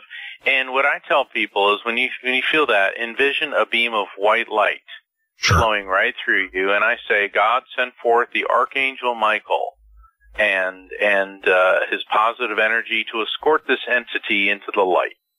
And I found whenever that happens, all of a sudden I cease to feel any negativity around me. Sure. Because what it comes down to is I do believe that God exists. And people say, well, how can you believe that God exists? It sounds like a fairy tale, yada, yada, yada. And I don't believe that God is an insecure white guy sitting on a throne with a scepter smiting people for not tithing 10% and, because you don't kowtow to the King James Version of the Bible. Okay, or to any other version of the Bible or the Quran or anything else that you want to say, but that God is an infinite source of energy, light, creativity, love, which interconnects all of us. Now, that sounds all nice and good in airy fairy, fluffy fairy, feather world, but there's a number of quantum physicists that have been since Einstein, but even more so now, that are saying that everything in creation is composed of a subatomic unit called quanta, and that's where quantum physics comes from, and that it's electromagnetically charged energy. So what that means, Jeff, is that you, me, the microphone you're talking into, the radio waves that are being broadcast around the world, the air we're breathing, the water we're drinking, the space between the earth, the sun itself, the universe, the multiverses, are all composed of the same form of energy. That's what God is. And that would be how religions explain God always was, always will be, and God knows what's going on everywhere, is because this energy is everywhere and is interconnected. And so that when we die, this electromagnetic energy that is housed in our brain is our consciousness. And energy is neither created nor destroyed, only transferred from one form to another. Henceforth, when the body dies, the electromagnetic quantum field, which psychologists call consciousness, which people of faith call the soul or the spirit, lives on. And that is why and how spirit communication is possible. And I'm giving that to you in a nutshell. So God does exist. But God is an infinite, eternal being, and our brain is an organ which is designed to only perceive things in a limited and finite sense. And I think that there's a reason that our brain is limited and finite, and this is what spirits have told me in thousands of readings, is that we're here. In other words, reincarnation exists. Okay, so we're here in this life to experience things that we can't on the other side. Spirits don't get old. They don't get sick. They don't die. And for whatever reason, Jeff, we are having these experiences because apparently it aids us or helps us in our evolution and our spiritual growth, if you will, when we revert back to an immortal state. In other words, after we die. And so once again, the God energy is so beyond our ability to understand that what do humans do? We anthropomorphize it. In other words, you put a human face on it. That's why it's funny when you go throughout Europe and you see like paintings of Jesus. In England, he looks very English. In Italy, Jesus looks very Italian. In paintings in Greece, boy, he sure does look Greek. Buddha in India, northern India, looks very Indian, yet in Japan he sure does look Japanese. And so people tend to put a human face on God, and that's okay because we're making this infinite being relatable to us. And there's nothing wrong with that, and there's nothing wrong with religion. Religion is good as long as it's used for peace, love, understanding, and to treat other human beings with the same dignity and respect. That's why all religions have a golden rule. Where it goes wrong is when your ego gets involved and you then create God in your own image so that he gets to hate the same people you do. Roger. Okay. That makes sense. Yeah. I mean, I can see that. I can see that. I know a lot of my friends that are priests are like, oh, he's blaspheming the teachings of the church, and it's like, relax, guys. Okay, relax. Because the teachings of the church are right as long as they're used not as a justification for anger, bigotry, hatred, and violence. And that's where religion goes wrong, is when people do that. It's like, we're right, you're wrong, you're evil, so therefore we get to oppress you. And that's just really sad, and that's missing the point. Because people ask me all the time, well, do you believe Jesus was the Son of God? It's like, well, are we not all the children of God? And Jesus may have been, and I believe was, the greatest healer, teacher, medium, psychic, spiritualist of all time, and had this incredible energy and power. So, in that sense, he was God. But then again, we are all connected to God and cells in the body of God. And I don't mean to get all religious here. I don't even know if there is a religion that necessarily reflects what I've just said.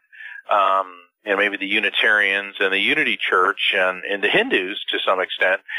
But the fact of the matter is, I firmly believe God exists. How you choose to perceive God is a personal decision, and I don't believe anyone in this world has the right to say that someone is wrong for opening their heart to the infinite love that is God.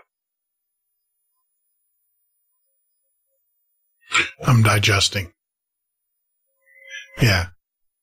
I mean, it's a bit much. I mean, this is a journey that I've been going on through my entire life. I mean, I'd wanted to be a Catholic priest, but in my adolescent years, number one, I was like, I don't want to have to be, celibate.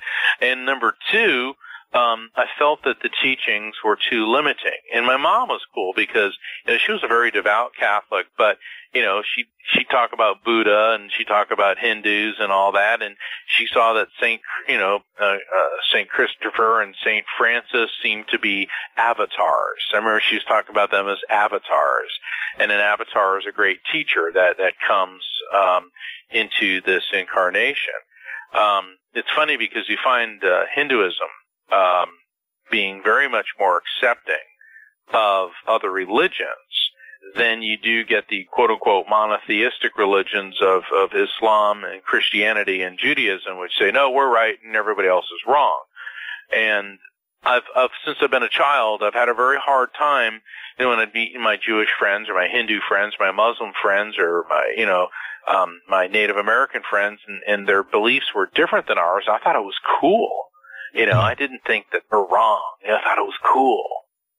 Well, I always reconciled that as, when, go back to Abraham and when he got Sarah, his maidservant pregnant and, and then of course Sarah got pregnant and then he told his maidservant to leave and he was concerned, in the Bible, he was concerned about his maidservant's well-being and his child.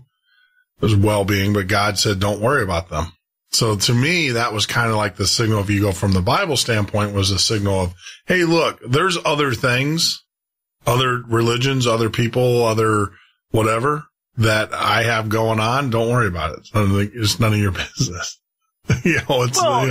When you look at in the New Testament, there's the Roman, I believe it was a centurion. He went to Jesus and he said, there's a slave who's more like a son to me, and he's dying. And Jesus gets up and goes, I will go to him.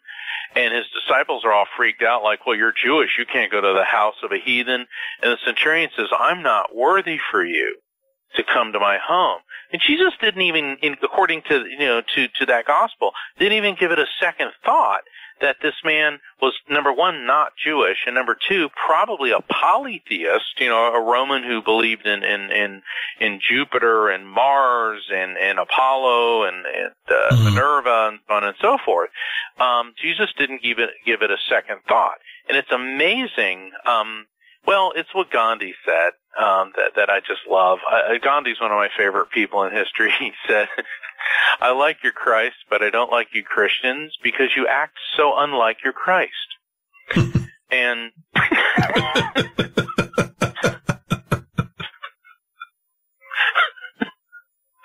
anyway. Well, but he's absolutely right. It is funny that how do I say that? I come across so many Christians out there who are, Christians, but they sure in the heck don't act like it. No, they don't. Well, they go around like, I have accepted Christianity, so therefore I get to, do whatever I want because I've been saved. And that's not being a Christian. Yeah. Being a Christian's about peace and love and understanding and not judging other people and doing to others as you would have them do to you and loving your neighbor as yourself and blessing your enemies. Okay, instead of cursing them. And let me tell you something, it's real easy to praise the messenger instead of the message, because when you start listening to and try to follow the message, that's a pretty high bar that's raised. And Jesus would say, be better than me. It's like, well, talk about a tall order, to the 100th power. But the fact of the matter is, not judging other people, blessing your enemies, treating people the way you want to be treated. It all sounds good on paper, but the actual practice is there. And the funny thing is, I know this one priest, Father McCarthy. He's wonderful. He's at the Basilica of Mary, Queen of the Universe in Orlando. Whenever he gives a sermon and when he ends the service, he says, and remember, when you're leaving tonight, the person in the car in front of you is not your enemy. So we start laughing because they're like, oh, peace be with you. And then you get the car and come on, Yeah, everybody rushes off. Yeah, no, you're absolutely right. It sure does. Yeah, you're absolutely right. I mean, everybody rushes off and is in a rush to get home. And, of course, anybody blocking them, well, Jimmy Buffett once said, there's a fine line between Saturday night and Sunday morning. This is true. Very true. So it's, this is crazy. So part of this, I mean, I do have to ask, and I know the answer. How much do you believe, like lawyers, they're always trained, don't ever ask what is that one saying? Don't ever ask the question unless you know the answer. Yeah, don't ask a question that you don't already know the answer to. So I guess my question is this, is that do you feel that sometimes there's certain lawyers who might have this ability, just not know it? Because a lot of, the good lawyers are the ones that seem to be able to ask or be able to naturally the person in the witness stand is not going to come out and say, well, I just completely bunked. I completely lied to you. But a good lawyer is able to pick up on that and say, oh, what? And then start drilling and then, grilling the person a little bit more. I think that's a very good point. Any cop, any soldier, any sailor, any Marine will tell you that if he or she does not rely on their instincts, they'd be dead. And instinct is another way to describe psychic intuition. And I know a lot of lawyers that you'll be in a situation, particularly in court, and all of a sudden you know to stop asking a question or to ask a question. The ones who will rely on their instincts and their emotions oftentimes can be very, very successful. So I think that we all have, I know that we all have ability in one form or another. It's just some people are better at it than others. Are there other lawyers out there that may have my abilities? Probably. As far as I know, I'm the only one, and certainly the only one that has gone public. And it's funny because people start, harassing me. How dare you say that? Well, these are my spiritual and religious beliefs.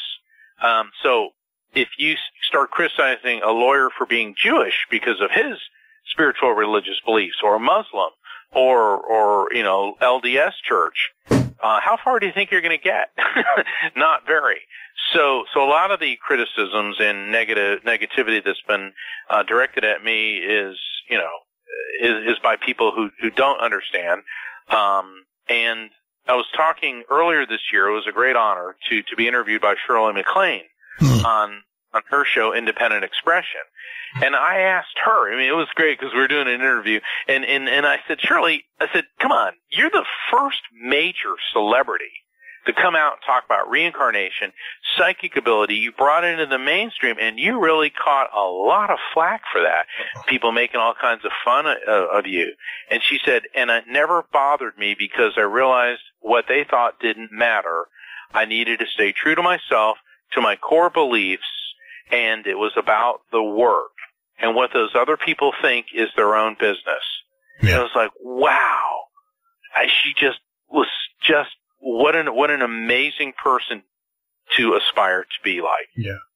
Well, I'm a firm believer in that. I had an ultra conservative talk show, radio show, and then ran out my non-compete and then went into the paranormal. And so it's amazing. I know.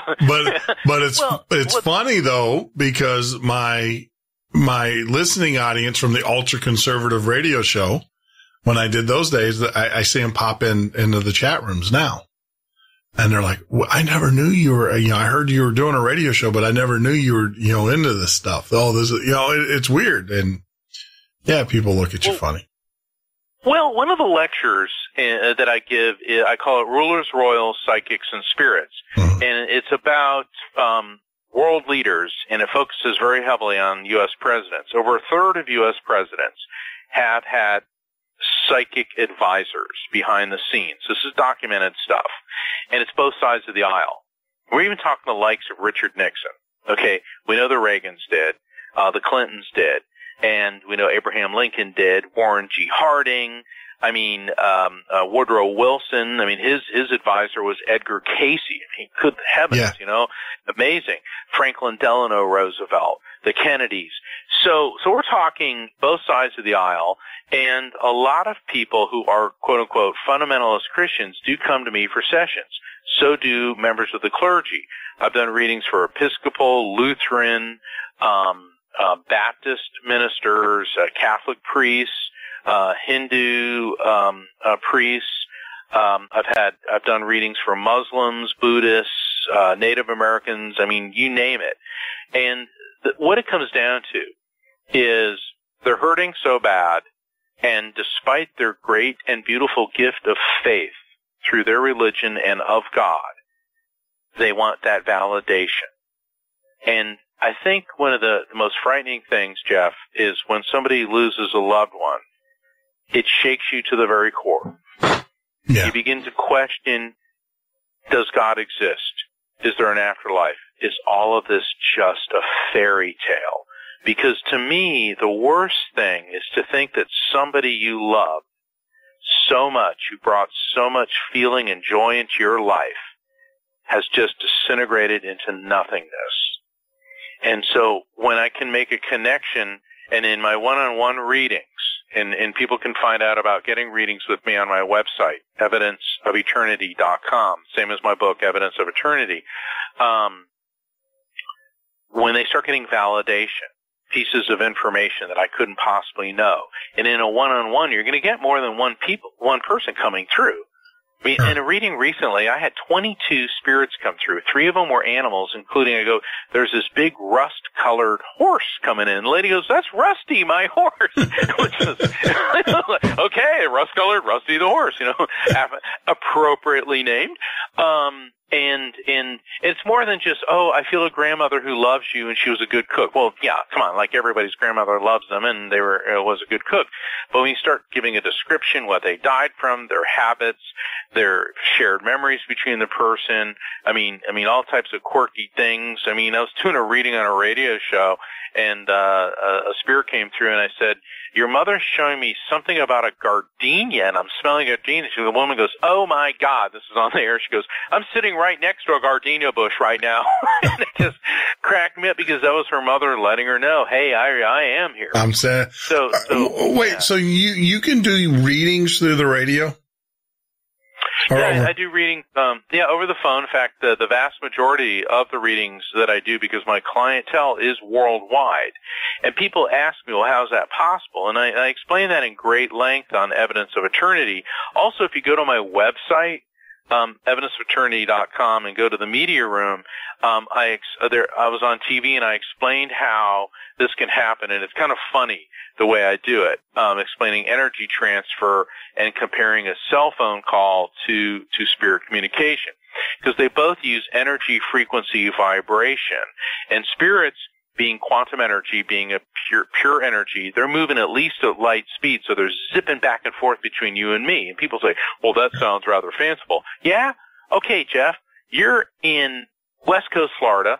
I'm in East Coast Florida. We're having this conversation, and this conversation is moving at light speed through wires, which are then being transferred to radio wave energy to bounce off a dish, which is going up to a network of satellites, bouncing through those satellites, then getting transferred from radio wave energy back down to electrical energy into a series of wires, which are then being spread out to various internet hubs and to radio hubs, which are then transferring it from electrical back to radio wave energy into people's computers and radios, and then that sound wave energy is hitting their eardrum, which is vibrating and turning the electrical energy into sound wave energy to mechanical energy, which the stapes bones then begin to vibrate.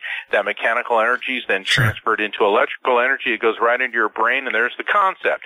And you're telling me, not you, but people are telling me that spirit communication is difficult? Hey, within the past century, we've had all these geniuses on planet Earth figure out how to do that.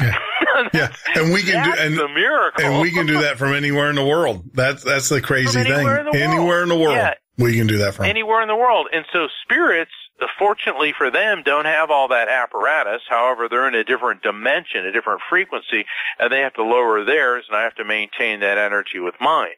And, wow. And so that's where I'm coming from as an evidential medium and as an attorney and as a researcher. Is this is what I do, is I study spirit communication as a science, and I show people how this is based on sound scientific principles. Because I see a lot of mediums get interviewed and they ask them, well, how does this happen? I don't know. Well, I do know, and that is why I've written the book Evidence of Eternity. Never Letting Go is a guide on the journey through grief. Evidence of Eternity explains spirit communication on the basis of science, theoretical physics, human physiology, evidence, and faith. Yeah. Because faith and science are not diametrically opposed. When you look at the concepts and the beliefs in religions about the afterlife and about the soul living on, and then you start looking at the laws of physics, and now what quantum physicists are saying, holy cow, yeah. We're now getting a connection between the two. Yeah. So my work is to bridge the gap between faith and science. Yeah. No, and I get, like I said, I just recently came to the understanding of how this works, and I agree with you 100%. I mean, I definitely agree. Now, I'm going to put you on the spot. Maybe I'm putting myself on the spot. I'll go get my credit card right now. Can you do a reading? You know what? Let's do that in a private setting sometime. Okay. I'd prefer to talk about the concepts. And the reason is I'm not trying to duck out on you. Sure. But but I'd prefer to talk about this. And if people are interested in readings, and they can even watch. I mean, I do readings on television, all that. We got plenty of footage on my website. Sure. So, because what I do before reading is I spend about 15 minutes explaining to people, if you see this, this is what happens, see that, as opposed to just flinging a reading at you, and it's like, okay. No, I get it, and I know it was unfair. It was kind of unfair for me to hit you sideways. Yeah. I'm just curious because, you know, I'm just fascinated by all of this. I'm like a kid in a candy store. Hold on, Jeff. There's a female energy coming through, and what I'm getting with her, is all of a sudden I'm getting this agitated feeling, or it's just before she passed, agitated feeling in her chest. It's almost like a panic attack, which could indicate a fibrillation, because it feels like the whole heart chest is going into this like where there was definite arrhythmia, blood flow problems, ventricular issues, and then I'm also getting this pounding sensation in her head, and I'm also tasting this sensation that I get in my mouth. It's a very chalky sensation. So she was having mouth and digestive issues for some time prior to passing. Reason being is it kind of tastes like a Rolaids or a real chalky substance. So that indicates she was on medication. She was having mouth and throat problems, and it feels almost like she's going into a seizure. Now I'm tasting a lot of blood. So it appears to me that this female who's associated with you was having cardiovascular issues, digestive tract issues, and then it seems like there was a disconnect with her mental clarity. So it's possible she could have had this condition come on and then was in an almost comatose state, or let's say a disconnected state for some time prior to passing, and then she was non-responsive. I see that her passing was not immediate. This problem came on to her. It was not immediate, took some time, and then she drifted off. Does this make sense to you? Yeah, it does. I mean, I just lost my grandmother about a year and a half ago. And she, you know, the amazing thing is that, you know, my grandmother was a strong woman, and she was going to take life on her own terms. And she waited, you know, we had to fly. She was the smoker too. No, that wasn't my grandmother. Hold on. She's projecting to me an ashtray, like one of those beanbag ashtrays. Holy Okay, go ahead. That is my grandmother Norton. Grandma Norton had a beanbag ashtray that I couldn't. Now, my grandfather smoked. I didn't know that my grandmother Norton smoked, but there was a beanbag ashtray that I used to play with at my grandparents' house. Believe it or not. Boom. Okay. And see what it is. You were thinking it was the other grandmother. This grandmother's one that came through. And she had. What happens is, go ahead. Well, she had cardiovascular. I don't know how she passed, but I can find out. I mean, I'll find out. Okay, good. All right, let's keep talking to Grandma Norton, see what else. All right, I'm seeing cats, and I feel like sneezing. Is somebody connected to you or her allergic to cats, or have some major type of allergy? Wait a minute. Now, whoa. I don't want to bring this one up. We got more than one person. I don't think, I don't think. All right. So what is her feeling? Does she have a feeling towards me? Oh, she loves you very much. And this is your grandmother.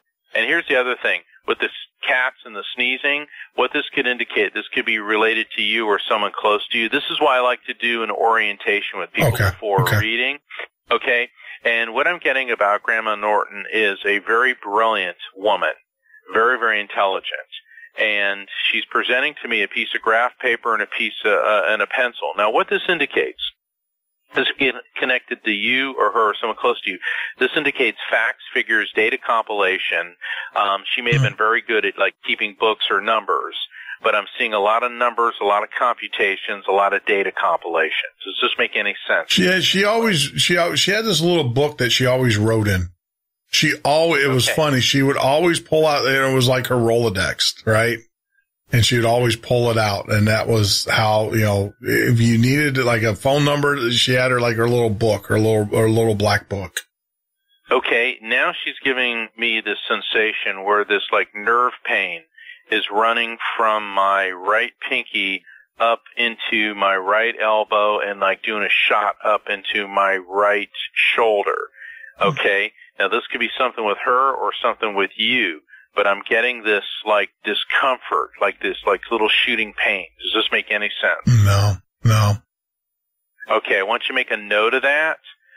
She's focusing on you though when she's talking to me about this, and I'm getting like these shooting pains, like little nerve pains, and like a skin agitation too. Sure, that makes no sense. Well, you know, like I said, it's a toss up, and I can't.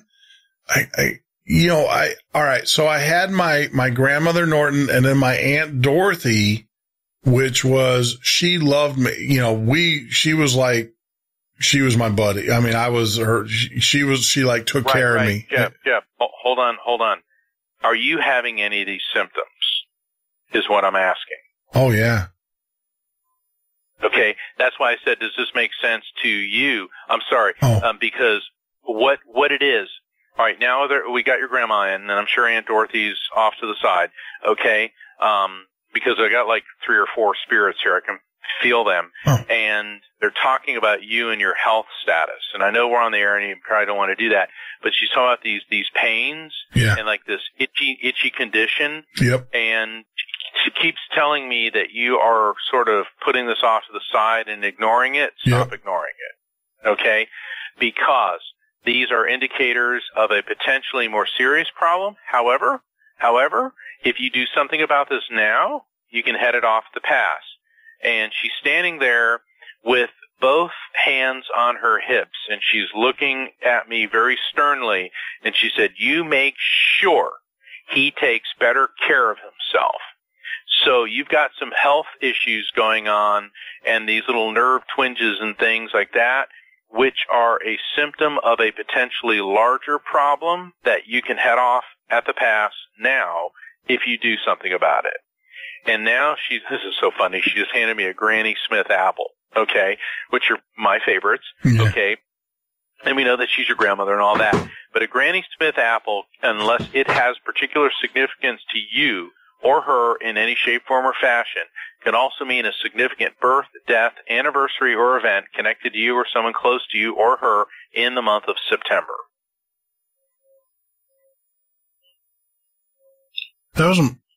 That would be my grandmother Schnepp, who just passed. Okay, so remember I said we got a couple different spirits here. Let's talk to her. Okay. All right. Interesting. Grandma Norton was kind of the more intense grandma. Yes. The other grandma is kind of warm and fluffy. Yeah. Okay. Yeah. She was one was hardcore Irish, you know, and the other one was a Polak. Okay. All right. Now, what this grandmother wants you to know is she was ready to go. She'd had enough. Yes. Okay. Grandma Schnepp, actually, she could have had treatment, and she said, nope, I'm done. I'm ready to go. She actually said that. Exactly. Yeah. So she'd had enough. She was ready to go. Johnson. I know we all know people with a name like Johnson, but I don't know what Johnson, Johnson. What's funny is when I think of Johnson, I think of like the outboard motors on boats, like the Johnson motor, you know. So I don't know if she's referencing a boat. You know, it's not like a huge boat, but it's a boat with an outboard motor on it. My grandfather, who's still alive, had a boat with and he was a Johnson motor guy. Bada bing, bada boom. All right, so when a spirit gives me a message of an explanatory advisory nature, and then they immediately follow it up with an objectively verifiable fact. I'm seeing a boat with a Johnson motor on it. That verifiable fact is how the spirit is letting you and I know that we've properly received and interpreted the message. So she was ready to go, and of course she told you that, but she wants everyone to understand that, and she says she appreciates how sad everybody is, but she said that it was her time, and she's okay with that. She's okay with that, and she wants everyone else to be okay with that. Now, the grandfather who's still here, with the Johnson outboard engine. I'm feeling a lot of pain in my teeth. Is he having problems with his teeth or his dentures? God, my mouth is killing right now. Yeah, no, well, I don't know. I mean, he actually fell last week and he was on the floor for he's in a nursing home now. Okay. Somebody needs to check his teeth because I feel my teeth hurt really, really badly. Okay. So someone needs to check that. And I'm also getting, is he diabetic? And the reason I'm saying this is my pancreas is just lighting up. He's also having some urinary tract issues that she's bringing up. And of course, with elderly people, I get that. But she's bringing all of these, and she says a little more attention needs to be paid. A little more attention. In other words, someone needs to go over there and check out what's going on. Okay. All right? And she says, and when you see him, even though he may not understand what you're talking about, she said, tell him I love him. Tell him I love him. Wow. And there they go. That was interesting because at first my inclination was, no, don't do this. And all of a sudden, boom, your grandma's came in. Yeah. Okay. So normally what I do before reading is I spend about 10, 12 minutes, and I explain to people how I see, hear, and feel things. Also, excuse me, a lot of things that happen in a reading will not immediately make sense. That's why I caution people about going directly to no, because if you say no, no, no, you create this negative energy barrier. We want to disperse that. Sure. Because all the time, Jeff, every day I receive emails from people who, after the reading, things made sense. For example, recently I was doing a reading for this lady, and I saw the 7 dwarves. And I'm hearing hi ho, and Sneezy walks up and sneezes at me. Well, of course, we live in Florida and Disney, 7 dwarves and all that. Yeah. And she said, I have no idea. And then at the end of the reading, she goes, oh my God, that 7 dwarf thing. I go, yeah. She said, a year before my husband died, a group of our friends, we all dressed up as the 7 dwarves for Halloween. And because my husband had asthma, he decided to go as Sneezy. All right? Wow. Well, it was her husband's spirit who was communicating. But it didn't immediately click with her, but it took her a period of afterthought and reflection. And sometimes people don't want to hear what comes through, and they get a bit annoyed and all that. And, that's their choice. My job as the medium is to communicate with the spirit or spirits and then describe what I'm experiencing so you get as much information as possible. Because some people expect it to be texting and instant messaging, which would be very nice if it were. Okay, where a spirit comes in, ching, hello, I'm spirit number 1, name, ring, serial number, blah, blah, blah, blah, blah, da-da-da-da-da. Oh, by the way, here's the Powerball numbers, ching, spirit number 2. Yeah, this is where by the way, I hid the gold ear, I buried an ear in the backyard. Yeah, exactly. So what comes in, and, the things that came in, like the beanbag ashtray, see, the reason they projected that to me is that immediately made you think of a childhood memory of this beanbag ashtray that you used to play with. And as I saw it, it had kind of this green and blue plaid. It was plaid. Yeah, no, it was plaid. It was an Irish, it was plaid. It was plaid. That's how I saw it. And so she brought that up because she knew that would resonate with you. And what we had was more than one spirit. Remember I said there's like 3 or 4 spirits. And this is what I call frequency overlap, because the other side is a collective consciousness. In other words, they come in tandem as a collective, yet they're able to adjust their frequency. In other words, we maintain our individuality on the other side, although we're never alone, because all of a sudden, the way I describe it in my book, Evidence of Eternity, is that your soul is like a drop of water, and when you separate from the body, it plunges into this eternal ocean, yet can disconnect in order to communicate. So we had basically a swimming pool come forward, and these drops of water released from it so they could communicate to us. And so that's why in a reading, you're going to get more than one person coming through. Sure. And one of the biggest concerns, Jeff, that people have is my loved one alone? Never. Never. You cannot be alone on the other side. They're not alone. They're not isolated. They don't suffer. We're the ones that are suffering. Yeah. And that's one of the reasons they want to reach out, is to reassure us and give us the gift of love and understanding that life truly is everlasting. Wow. That's incredible. I mean, yeah. I mean, the whole health, when you told me that, that would be my grandmother. Sure. And, and I don't know what's going on with you, and certainly you don't need to say it on the air, but, she's like, hey, Jeff. Well, I'll be honest. I mean, no, I think it's part of the documentation.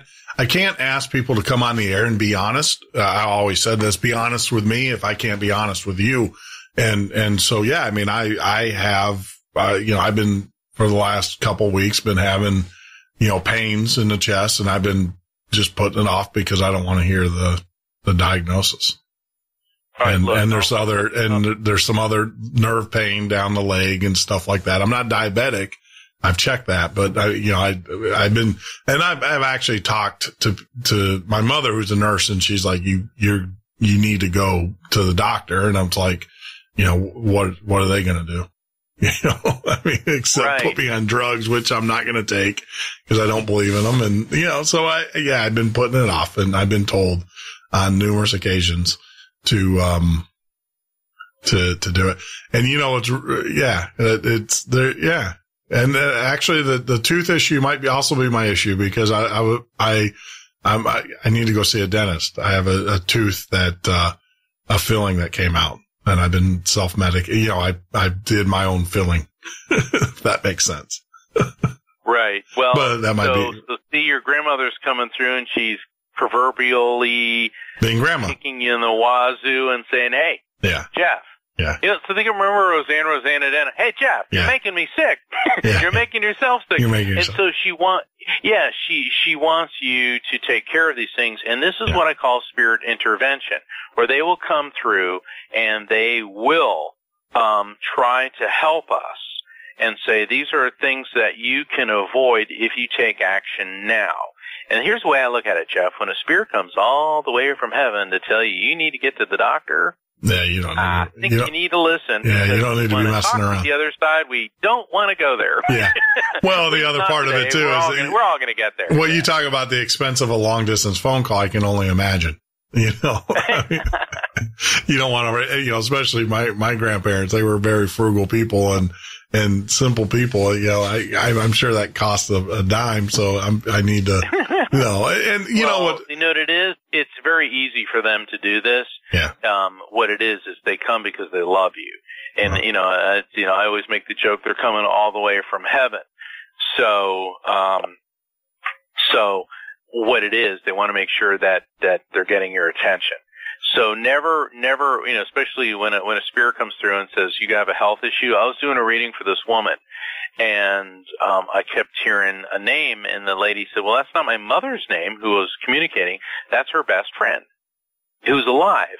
And I said, well, I'm getting this pain and pressure in my eyes, and there's something about, I'll call her Kathy. Wasn't her name, but I'll call her Kathy to maintain her, I go, there's this problem with Kathy's eyes, and she needs to do something about it right away, and I'm feeling pain and pressure. And she goes, wow, this will really freak her out. He goes, I haven't talked to this lady in a long time. 2 weeks later, I get an email. She said, I called Kathy after the reading, and Kathy said, wow, my eyes have been bothering me, but I'm not scheduled to go for my yearly checkup to the eye doctor for 6 months. This is freaking me out. I think I'll call him. She went to the doctor, and the doctor said, thank God you're here. You're in the beginning phases of macular degeneration, and we can reverse this now with vitamin therapy and other things. If you'd waited 6 months, you'd be blind. Yeah. So that is spirit intervention. They will come through to help us, because there's a day we're coming in, Jeff, and there's a day we're going to die. What we have choice on is what happens in between. And if we're straying from that path, okay, would you rather live the rest of your life as a healthy man or somebody who's had a stroke, okay, that could have been avoided had he listened to the spirit intervention? And people say, oh, spirit communication is demonic. No. Spirit communication is a gift from God, and we're all agents and of God's will, provided we're doing it positively and not flying airplanes into buildings or blowing up Marines. Yeah. Okay. a true agent is acting in the will of God when it brings peace, love, and healing. That's a gift from God. These morons who kill people and blow themselves up in the name of what they think is God, is they're really doing it in the name of ego, because they've edged God so far out of the picture. Yeah. No, I'm a firm believer. There's no God in that. I mean, none whatsoever. There's nothing godlike about that. No. That's just hate and anger. Hate and anger. And that's self. That is definitely self. So, wow. I got to digest this. I can, let me tell you, a reading, and see, that was just a couple minutes. The readings that I do last an hour, and I, people say, I want to record it. I don't allow recording because, I prefer people to take notes. Because number one, it makes you pay attention. Number two, things are going to happen during the reading that you can that with notes you can refer back to. Because something may come in initially, it doesn't make sense, and 20 minutes later it's like, oh my gosh, now I know what the 7 dwarfs are, and we go back to that. Plus, what I do in Evidence of Eternity, my latest book, is I've redefined spirit communication using 21st century terminology. I don't call it I do mediumship, I call it interdimensional communication. Sure. And then I have a chapter on multiple meaning messages. So like when I was talking about the Granny Smith apple, well, that could mean an event in September because that's one of my triggers for September is an apple. But it could also mean a Granny Smith apple is the best apple for keeping your cholesterol levels down. Okay, so it could mean that. It could be your favorite apple, or it could be somebody you used to call Granny. And people say, well, that sounds like you're cold reading. It's like, no, it's that think of the language that we speak. The sound there could be T-H-E-R-E, could be T-H-E-I-R, could be T-H-E-Y''re. The same sound with 3 completely different meanings. Same thing with 2, T-O, T-O-O, T-W-O. Do you see what I'm saying? And so it's the same way with spirit communication. When they transmit an image or a concept to us, I'll say, this is what I'm getting, and it could mean this, this, this, or this. But if you have a completely different resonance with it, we go with yours because this information is coming from them through me to you for your benefit. So anyway, that's why in Evidence of Eternity I explain frequency beacons, how like if you turn on the radio and suddenly makes you think of the song for Grandma, a song that makes you think of Grandma Norton. Do you think that was just a fluke that happened? And so I go into several different concepts and explain this, but the book is not boring. It's not like reading an algebra textbook. I introduce my concepts, and then it is illustrated by real stories, real readings, real people, and it moves. It moves. Yeah. Same thing with Never Letting Go. It's this Never Letting Go focuses more on getting through the journey through grief, although there is a lot of technical explanation, but I illustrate it through stories. I mean, in fact, Evidence of Eternity starts on 9/11. One of my cousins was in one of the Twin Towers in an elevator when one of the planes hit. So it starts out, it moves. Yeah, that's, so, well, obviously, do you get, how do I say this? Have you ever had where someone has come to you because they know you're kind of open, like you said, like you can open yourself up and kind of send that signal out, completely unrelated, and they say, hey, look, get this message to this person, someone that doesn't, initiate, here on this side doesn't initiate a contact with you, but yet you get a message that says, hey, look, reach out to this person, in the weirdest ways. In the weirdest ways.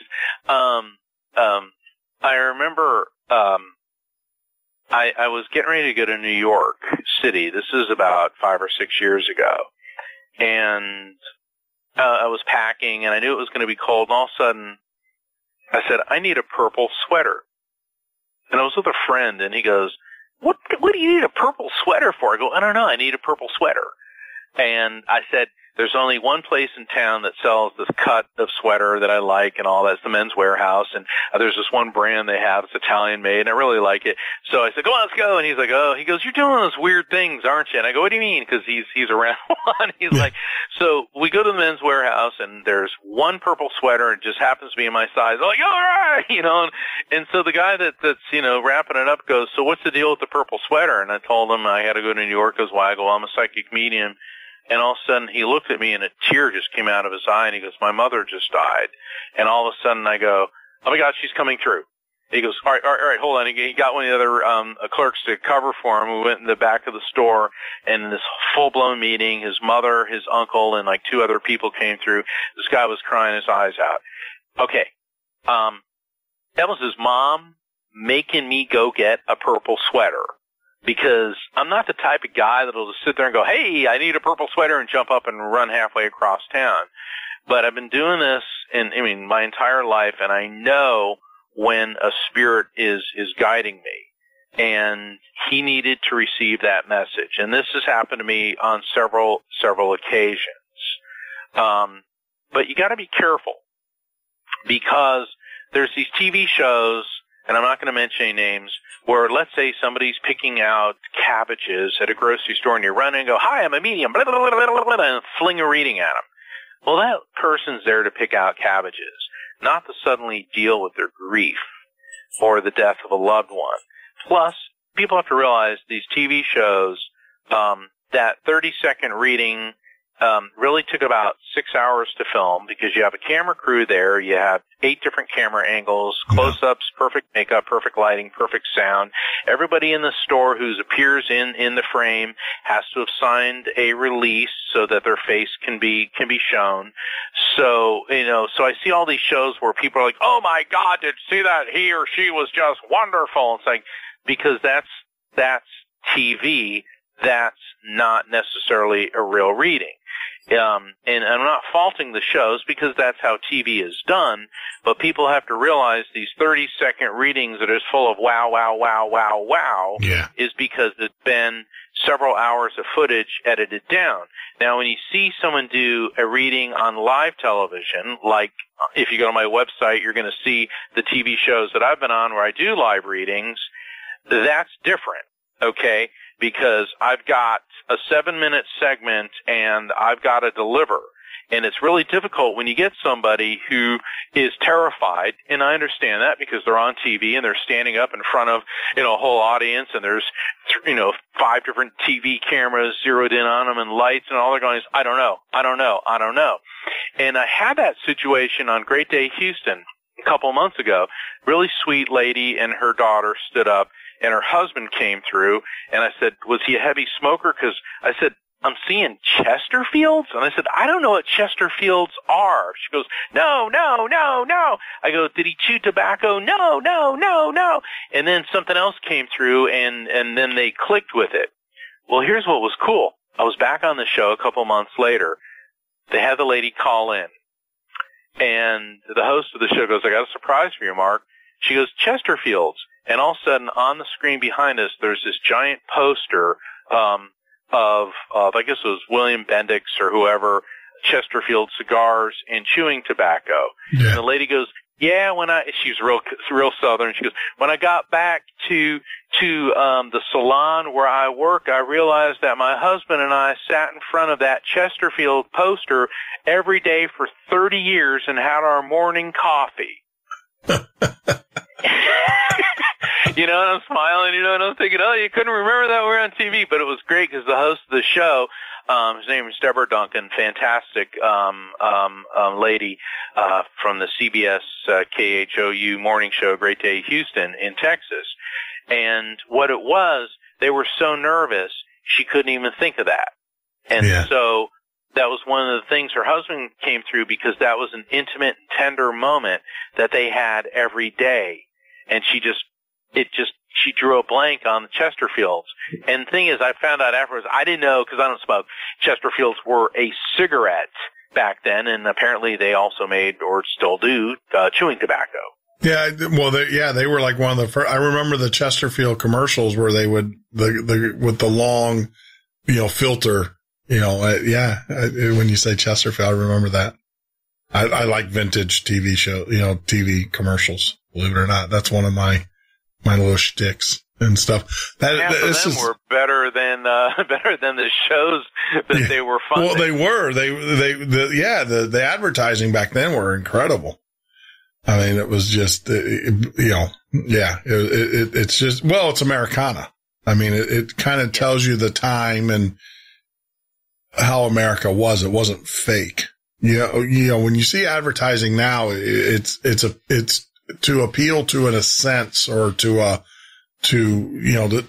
goal is to sell you something. Advertising back then, they didn't understand that whole subliminal concept yet. They were getting there, but they really didn't get it. So it was more about Americana, more about, being an American and the freedom to be able to smoke a cigarette if you choose to smoke one. And, it's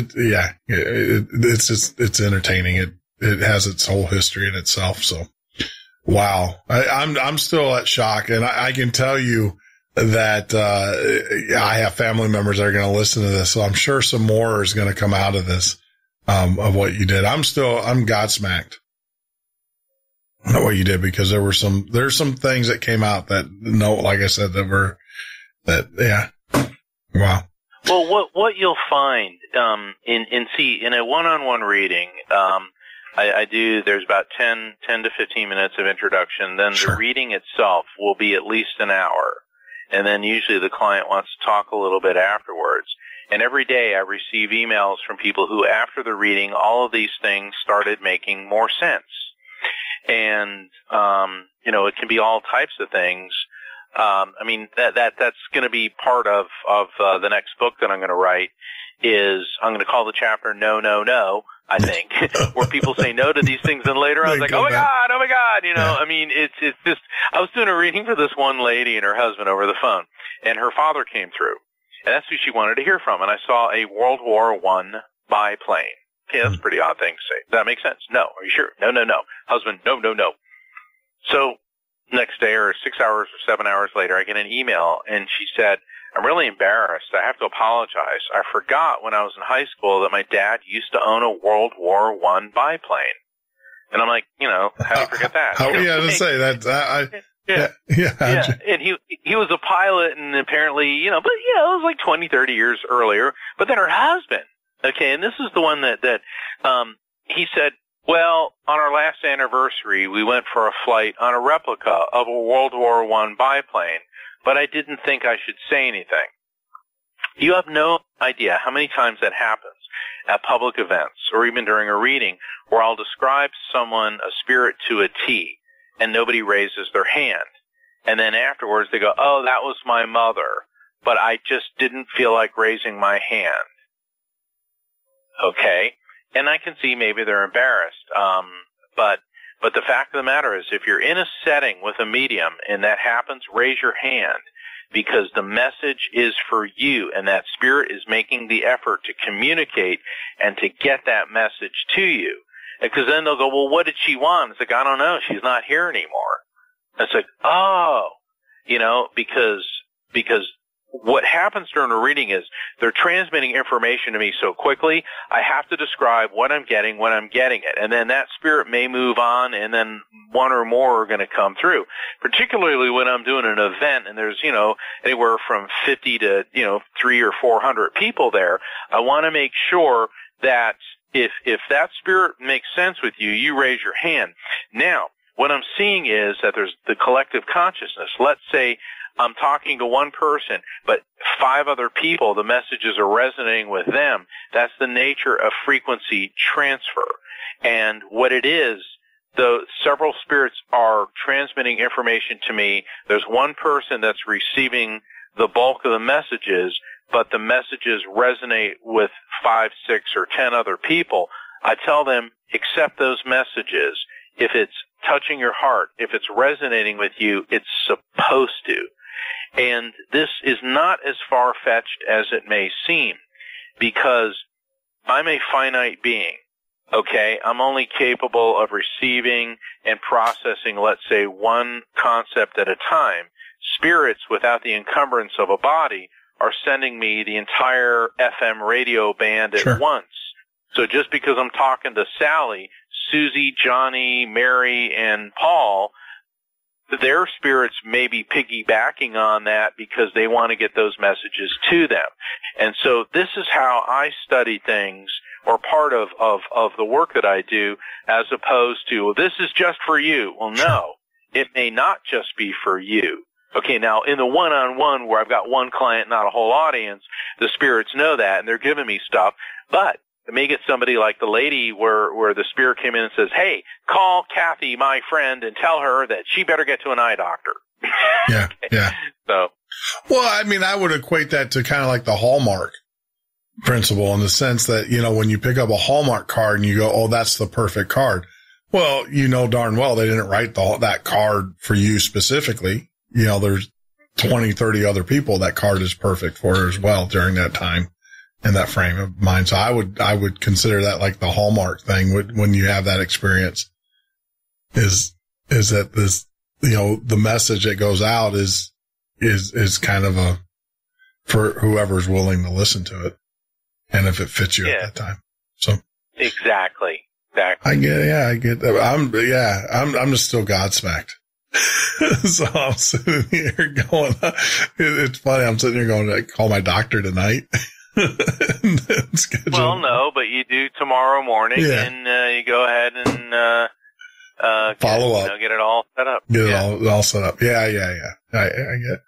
That's just amazing. I mean, it's just amazing. So, you say you have pets that come across too. Now, obviously, you're not talking with pets. You just see the pets. Oh, no. It's any being capable of the emotion of love is capable of spirit communication. Okay. You know, and there's this thought that, only humans can communicate. No. Spirits of animals can communicate quite intelligently. But it's a little bit different. You know, animals are very direct. It's either they like you or they don't. Yeah. Okay. And, in Evidence of Eternity, I wrote an entire chapter about animal communication. And I don't want to give away any of the spoilers because it was just, you know, getting the material for that was just so incredible. But more recently, I was doing a reading for this family, and I'm in Florida. Well, we were in Florida, and it was a real country family. They're from like the interior, like the Okeechobee area. Yeah. And Daddy came through. Daddy's spirit came through, and I'll get all these animals, and I go, yeah, Daddy locked his animals. There was dogs and horses. I go, there's a black bear. And the son goes, well, Daddy done shot himself a big old black bear once. And this bear came through and communicated. And I was like, I'd never communicated with a bear. This ought to be interesting. And basically what this creature indicated was that it was a predator, yet sometimes it ended up being the prey like it did. And it was kind of like, you know, there's no hard feelings here. The bear understood the predator and the prey concept. And so Daddy and the big old black bear were sitting next to each other. I mean, it was really remarkable. You know, I mean, dogs like, hi, you know, dogs like, hi, I love you. Little cats are like, well, you know, I love you, whatever, you know, and horses are like, where's the apples, you know, but a bear, that one was rather unique. I've had a bunch of birds come through. The guy had a bunny, a couple bunnies. But what it shows is that any being capable of emotion is able to communicate. That's why I haven't, you know, somebody once wanted to talk to their pet iguana, you know, it's almost like, really? I mean, what is a lizard going to tell you? Yeah. But maybe the lizard does, you know, and maybe I should be open-minded, and maybe at some point, you know, I'll be communicating with lizards, but I kind of prefer the bunnies and the horses and the kitties.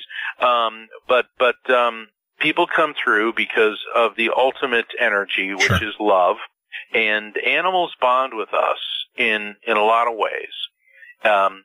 You know, there's this feeling that, oh, the only reason that cat likes you is because you feed it.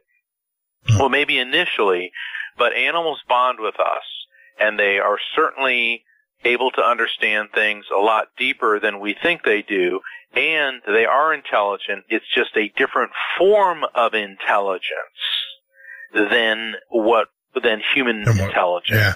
No, yep. I can see that. It's weird that we're sitting here and you're telling me, well, I got to ask you this or that. It just came into my head. Have you ever, when you're in your lawyer days, because you said you did criminal cases, did you ever get as you're in the middle of the case on one side or the other, get the victim of the case? Oh, sure. Did you ever sure. Yeah, wow. But, and as strange as it may be, spirits of people who've been murdered they're not necessarily there as witness for the prosecution. And, I know a lot of people scoff at that, and I'm not exactly sure why that is. It may also be that, hey, I was supposed to die, and these are the circumstances that were to lead me to this, because I've yet to have a spirit come through and go, oh, boo-hoo, I'm dead, and he did it, and I want you to get him. It doesn't seem to work that way. Well, I hate to say it, other than obviously the pain of going through the physical pain of being murdered. From what it sounds like we're in the hell and there. So I'd be like, yeah, whatever. Exactly. Yeah. It sucked. Thanks. But it sucked. But hey. Well, right. Yeah, exactly. And their death is the doorway they have to go through. And see, what's difficult for those of us living in the material world is that we tend to focus on the doorway and the death and dying aspect and somebody that we love and how they died. And I'm not downplaying anyone's pain or suffering. I want everyone to understand that right now. I'm trying to explain how spirits look at this. Okay? We can spend the rest of our lives focusing on how someone died as opposed to, hey, what beautiful things they brought into our life. And a spirit looks at their death, at their physical death, as a doorway they had to go through, and it's like, oh, well, and they don't get consumed with their physical death. Yet the physical death of a loved one can be so incredibly traumatic and so overwhelmingly painful that it redefines and shapes the remaining years we have living in this world. And that may be the great spiritual test for people, is that there's nothing we can do about that somebody we love died. What we can do is learn to change how we react to that, and that can be extremely difficult. Yeah. Yeah. Because I was, as you were talking, I was thinking about it's because here, we live in the unknown. Let's face it. We don't know. Well, most of us don't. And then it's that whole esoteric. So when you're on the other side and you're in infinite peace, infinite harmony, infinite whatever. Yeah, I wouldn't. Yeah. Do I smack my doctor as he delivered me? Because I was in pain. You thank him. You say, hey, thanks for bringing. Well, the Hindus believe if you don't want to die, then don't get born. And that's part of their belief system on reincarnation, is why you should lead as good and positive a life as possible, because in the religions who have fully embraced reincarnation, particularly Buddhism and Hinduism, we come into this material world and go through a succession of lifetimes to learn lessons and to evolve spiritually to the point that we don't need to return anymore. And so the Hindus say if you don't want to die, then don't get reborn, which is why you must lead as good a life as possible. And reincarnation is a whole other discussion altogether. It's another topic I cover in Evidence of Eternity. But it is for good, for bad, for indifferent, which I don't believe for indifferent. The reasons that we come into this world are to experience things that we cannot while we're in a purely energetic state in spirit form. Because spirits don't get old, they don't die, they don't get sick, and so So that may be why we come into this world, so we can go through these experiences so that when we transfer from this world back to the infinite state, we go into a higher frequency to the point where we may not need to incarnate, at least on planet Earth, which tends to, and I've heard this from spirits, is that I go, well, what happens when we're done here? You know, they're like, oh, they said, why do you worry of such things? I go, all right, stop that. What happens? They go, you get transferred to another dimension.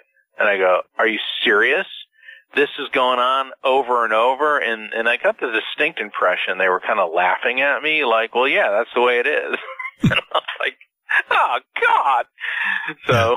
And, you know, from a pure physics standpoint, that actually makes sense. It makes a lot more sense than all of a sudden we're sitting on a bunch of clouds with drunken angels, with the, you know, that's Michelangelo. That's not reality. Yeah. So, wow. Man, incredible, Mark. I just, you know, I'm still reeling, and I can see where, you know, the what you do is so special. And number one, and then number two, I can, you know, obviously see the benefit, because there's, as I review, you know, I'm trying to stay in the now and not go back to what happened. Oh, and you know, and that was just what? That was just about a 5-minute reading. That was 5 minutes, and it came quick. You know, then when you go through an entire hour, what that can be like. And I find that it's very, very healing. It's interesting because out of 12,000 readings, I've had like maybe 3 or 4 where people wrote me horrible things afterwards.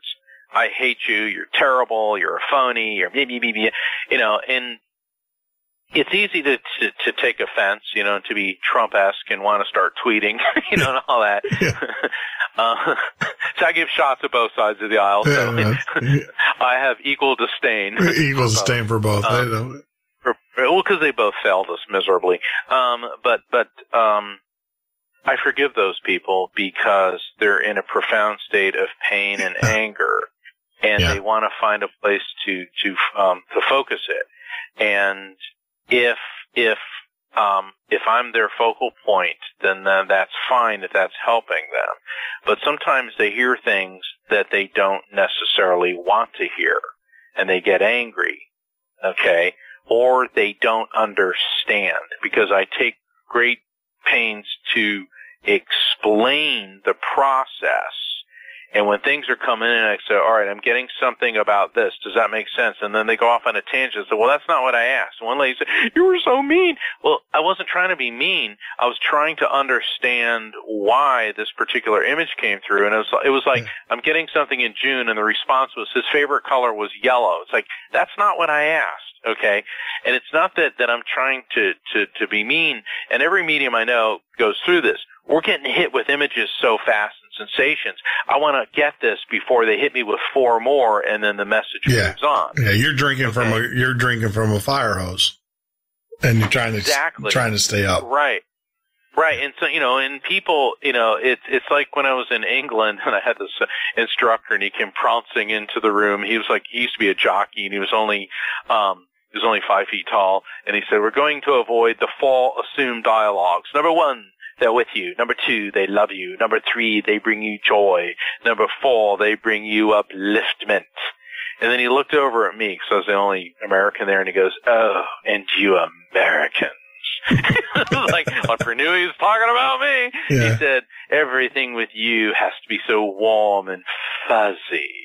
He said, and when all else fails, do pull out the Native American spirit. He goes, well, there'll be no Pocahontas or Hiawatha in this class. And like, and it's like, I knew he was like being like real, and I wanted to burst out laughing. Yeah. It really was funny, you know? But his point was really good, because he said, yes, the 4 assumed dialogues are wonderful. People need to hear they're with you, they love you, they bring you joy, they want you to feel uplifted. He said, but anyone can say that. He goes, what makes an evidential medium different is when you start bringing out the intimate, the personal details, shared memories, what they look like, what they died from, physical characteristics, personality quirks, favorite songs, their name.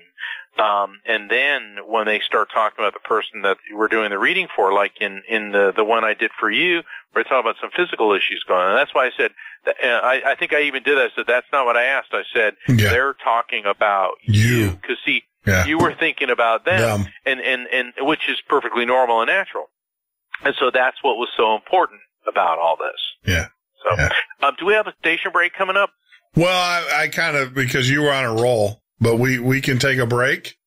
Okay, great. Yeah. We'll take a 4-minute break here, but yeah, you were on a roll and we only have to do the 2 hour, the breaks during the first 2 hours, so I can let you do it. So we'll take let's do this. Let's take How much longer do we have then? Well, we have look, the style of my show or the show is that I want to make sure that you have plenty of opportunity to share with the audience your message. So if you have, I got a 9-year-old father. I got to get fed and I got to give some instructions. So give me a few minutes and I'll be right back. Okay. We'll take a 6 minute, this will be a 6-minute break. All right. Thanks. All right. Yep. So there you go. We're going to take a quick break. We'll come back and we're going to talk with Mark Anthony. Wow. Just incredible stuff. I'm going to definitely follow up with the family and let you guys know. But take a 6-minute break. We'll be back and continue our intriguing conversation. This is good stuff. Thoroughly enjoy it. But you're listening to Midnight Ocean Radio Show and podcast. 6 minutes. We'll be back.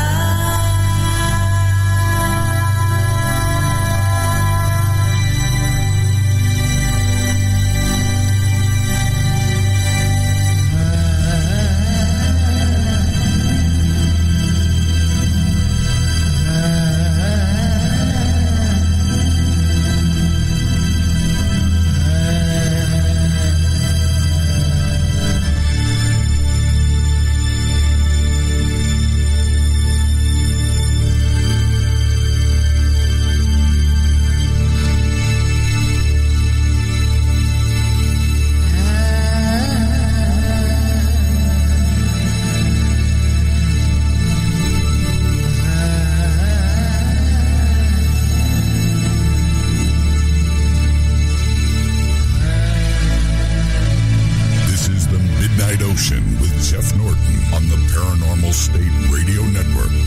That is right, Andrew. This is the Midnight Ocean Radio Show and podcast. Man, what a show tonight we are having. I have to tell you, I had to step away for a little bit, clear my hair. I'm still Godsmacked, as they would say, as we talk with our very special guest, Mark Anthony, joined us in the studio on the Skype line. Well, actually on the Skype line.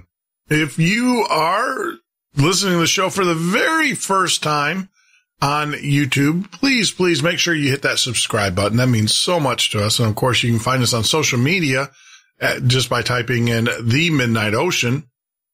Even in Twitter, we have a Twitter account. I do promise you, we're not going to send you spam messages. It's only going to be things about the shows and our guests and things of that nature. And of course, I want to talk about social media for a little bit. I am getting just an exuberant amount of friend requests from our listeners, and I appreciate it. Thank you very much and everything. But I will tell you that the friends on my Facebook friends account, those are my friends and such. And please don't get offended if I don't accept your friend request. It's nothing personal. I will tell you though, the best way to reach me is if you type in Midnight Listeners, all one word, and you join the Midnight Listeners group. I do monitor that. I look at the messaging, all of that stuff. So if you want to reach out or talk to me, that is the best way. The other way too is you can always send an email to me at listener.themidnightocean@gmail.com. That's listener.themidnightocean@gmail.com. Go ahead and send me an email. I will get back to you. It might take me, a day or so, but I will personally get back to you. Talking about getting back to things, let's get back to our show at hand with our very special guest, Mark Anthony, who is the psychic lawyer. I'm still, Mark, I ran into the other room as we took a break, got some water, and I was talking to someone, and I'm still kind of like Godsmacked. I'm just telling you, man. That's a good thing. That's a good thing, it's because awesome. You got people on the other side who love you, and they're looking out for you. Yeah. And that's one of the fascinating things about spirit communication is that we never lose anyone. In the material world, we say, I suffered a loss, or and of course, what we have suffered is losing their physical presence. And one of the chapters in my first book, Never Letting Go, that really resonates with a lot of people is the one that says going from a physical to a spiritual relationship. And this is an extremely important step in the evolution and the journey through grief, is realizing that the physicality is what we miss, and the physical presence of the person is what we miss.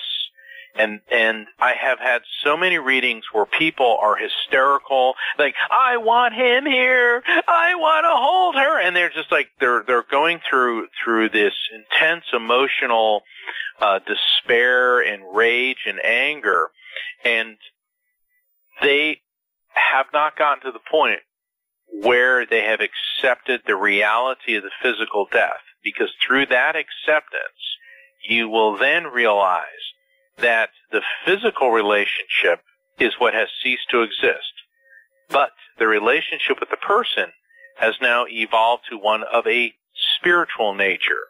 And a spirit will get through to you, one way or the other. They're going to send you signs, feelings, emotions. They may leave things or direct your attention to things. And that is an extremely important development. And once you get from a physical to a spiritual relationship and accepting that, through that acceptance, you will then find inner peace. That is what the objective of grieving is, or surviving the grieving process is inner peace. Inner peace does not mean I'm all happy, everything's fantastic, I got over it. You don't get over it. That's why I entitled my first book, Never Letting Go. What you have to let go of is the physical presence, the grief, the anguish of the death caused by the death. But never let go of the love for the person who died. Yeah. And it's unrealistic. Yeah, it's unrealistic to think that that's even possible. So don't do it. Just realize it's evolved. Yeah. Well, you know, it's funny that you say that, because I've always looked at death as no different than a long distance kind of conversation or relationship. Because I've always felt that people are, they're always there. And actually, because of the death, it's actually, they're closer to you. You can still have conversation. I mean, I still have conversations with my grandparents and people in my life who have moved on. I still ask questions. Maybe that's a little bizarre, but I still, I don't get answered. Normally I don't get answers back, or I don't get answers back, to be honest with you. Or you do, but you're not recognizing the form in which it arrives. Correct. See, we all expect spirit communication to, hi, I'm a spirit, I'll talk to you now. Yeah. I mean, like we're doing, and what it is, because they don't have a physical body, and because we're not in a purely energetic state. We are, but we're not, if that makes sense.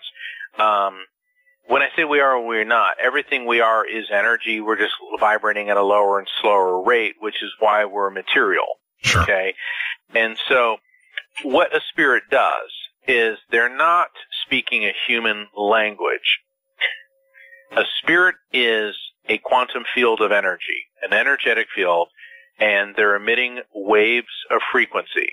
Within those waves of frequency are intelligent concepts.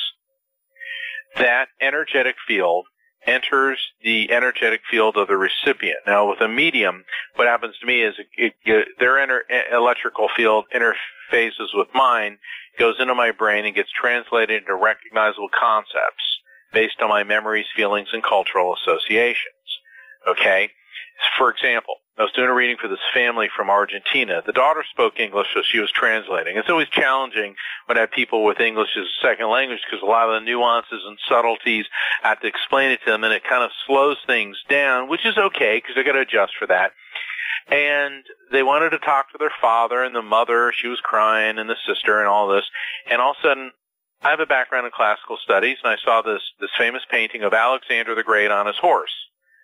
And I know from doing this long enough, no matter how weird it is, you say it, like, beanbag ashtray, So Yeah. I said, Alexander the Great on his horse? And there's this pause, and all of a sudden, she says, my father's name was Alejandro, and in Argentina, he used to race horses. Bada bing, bada boom. Yeah. They weren't talking about Alexander the Great. They needed to give me the name Alexander, which in Spanish is Alejandro, and horse. So that's why I'll talk about some weird things. One of the funniest things is, I'm doing a reading, and normally if I see an octopus, okay, that there's an ancient Greek mosaic of this purple octopus, so that indicates something relating to Greece. And I was doing a reading for this lady, and her husband's spirit came through, and all of a sudden I'm seeing an octopus. But it wasn't like the mosaic. It was like an octopus, And I go, octopus? And she goes, oh my God. And that's always a good thing for a medium to hear. I go, okay. And she said, well, we used to live in Belize, and we lived on this canal, and my husband and I would catch lobsters, and we put them on this tank, this pool, overlooking the canal. And one morning we came out with our coffee, and an octopus had slithered up out of the canal and was grabbing a couple of our lobsters. Do you think that's what he's talking about? And I said, well, unless you have another octopus story, I'm kind of thinking, yeah. And we were having a good laugh over it. She goes, no. She goes, I'm fresh out of octopus stories. No, octopus. See, and it's funny that you said that, because for me, and I think so much of this stuff is perception too, because to me, a purple octopus, right, would represent, number one, purple is an occult color for tyranny, for invoking tyranny, divination, things of that nature. And then an octopus would be New World Order. So if you told me, I'm seeing a purple octopus, I'm thinking of any of my New World Order buddies who have passed. Oh, cool. See, now, and that's an association I don't have. Perfect. I am so glad you brought that up. Okay. So let's say we're doing a reading and I get a purple octopus. To me, purple is a very spiritual color. Okay, because of my Catholic background, the purple vestments, also royalty, and the color of God is purple is one of those. Okay, and because of the purple mosaic, I think they found it on Crete. I would think of something Greek or Greek food, the country of Greece, or the Aegean Sea. Okay, that's my interpretation. But then you say world order, a new world order, and like world domination, and it actually has a negative connotation. Yeah. Well, my interpretation does not matter. Only yours does. Because even though I have an association with this information is being transmitted from a spirit through me to you for your benefit. So even though I may have an association with it, my association is overruled by yours because it's immediately sparking a response in you. And so look at it this way. If something comes through me, it's like when you're in a test, the first thing that hits you, that's the answer. That's why the people that overanalyze things during readings, well, why did they bring up an octopus? I don't understand why that. Why did they bring up that? Why? That creates no energy, which creates an energetic block. But if the concept it resonates with you, we go with yours. A more simple or a simpler example is if I see a sapphire, that can mean a piece of jewelry with a sapphire in it, or a significant event in the month of September because that's September's birthstone. But let's say you used to have a cat named Sapphire. Well, yeah. Sapphire the kitty cat could be coming through the reading. And so we go with what resonates with you. And what it is, there's like a clairvoyant symbol language that I know that certain images, certain things mean particular things to me, but that isn't the be-all, end-all. If something that comes through makes more sense with you, then we go with that. Okay? So, if that makes sense. Like today I was doing a reading and I saw an Easter lily. And usually that means an event somewhere around Easter. And before I could say the next thing, it was this woman's grandmother. She goes, "Oh my God, I put an Easter lily on her coffin." Okay, that was a definite response. So I say, okay, that's it then. All right? That's what she's acknowledging. And then I love it when people say you're cold reading. And I'm like, really? Octopus? Yeah. Yeah, where the heck does octopus come from? Belize. I said, oh, you had a dog. I mean, everybody had a dog, but really, how many people have octopus stories? So, Yeah, I was, and this is the thing. I mean, one of the questions that I had, and it kind of came back from a statement, you went to school for this, correct, in England as well? Right. What do they teach you? Yeah, what do they teach you in school? I mean, you either got it or you don't, or can you acquire it? I don't believe you can acquire it. You either have it or you don't. But it's like Michael Phelps. Okay, I'm sure a 10-year-old or 8-year-old Michael Phelps probably had an aptitude for swimming and was very good at it. But it's learning how to make the most efficient use of your ability and get the most out of it. And that's what they teach is, when an image comes in, accept it instead of jumping to conclusions. Okay? That's why, like, if I say, okay, I'm getting an image of, let's say your Uncle Joe comes through and I'm smelling, tasting, feeling peanuts, which I love all things peanut. So I'm assuming Uncle Joe likes peanuts. And then I say, oh, I think your Uncle Joe liked peanuts. And you say, well, no, Uncle Joe hated peanuts. He was allergic to peanuts. Peanuts sent him into anaphylactic shock. See, I'm jumping to a conclusion because I like peanuts that Joe likes peanuts. But the core concept, the core piece of information here is peanuts and Uncle Joe is allergic to them, which is a defining characteristic about him, and everybody in the family knew that. Okay? So that's what they teach you are techniques about do not jump to conclusions.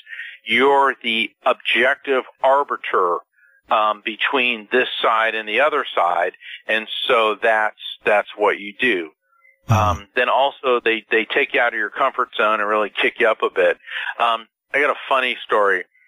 After I'd come back from England, I was on this TV show in Long Island, and the host, she's really great, and she's a medium too. And we're on the show, and she said, we'll do readings for audience members. So I'm drawn to this young woman, and I said, okay, there's a man coming through, and I'm seeing a uniform and a badge. She said, my father was a police officer. Okay. I said, I'm feeling this terrible pain in my chest, and I'm hearing the word shots. Well, before I could say another thing, the other medium, she was up on her feet and said, I'm hearing shots too. Your father was shot in the line of duty. And before I could say, no, the woman that we were reading for goes, well, no, he was actually at a bar with his friends doing shots of tequila, and he got a heart attack, stroked out, and died. Because,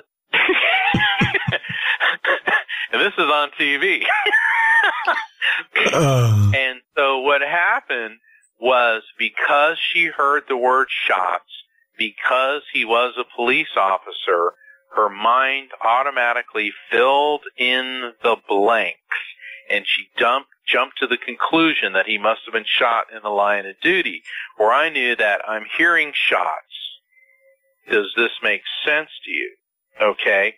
And after the show, she goes, wow, because whatever I did, she goes, man, you really saved my butt, because, I came back in and explained, oh, well, this is an example of hearing something and making an assumption, because I had to be nice to the host of the show.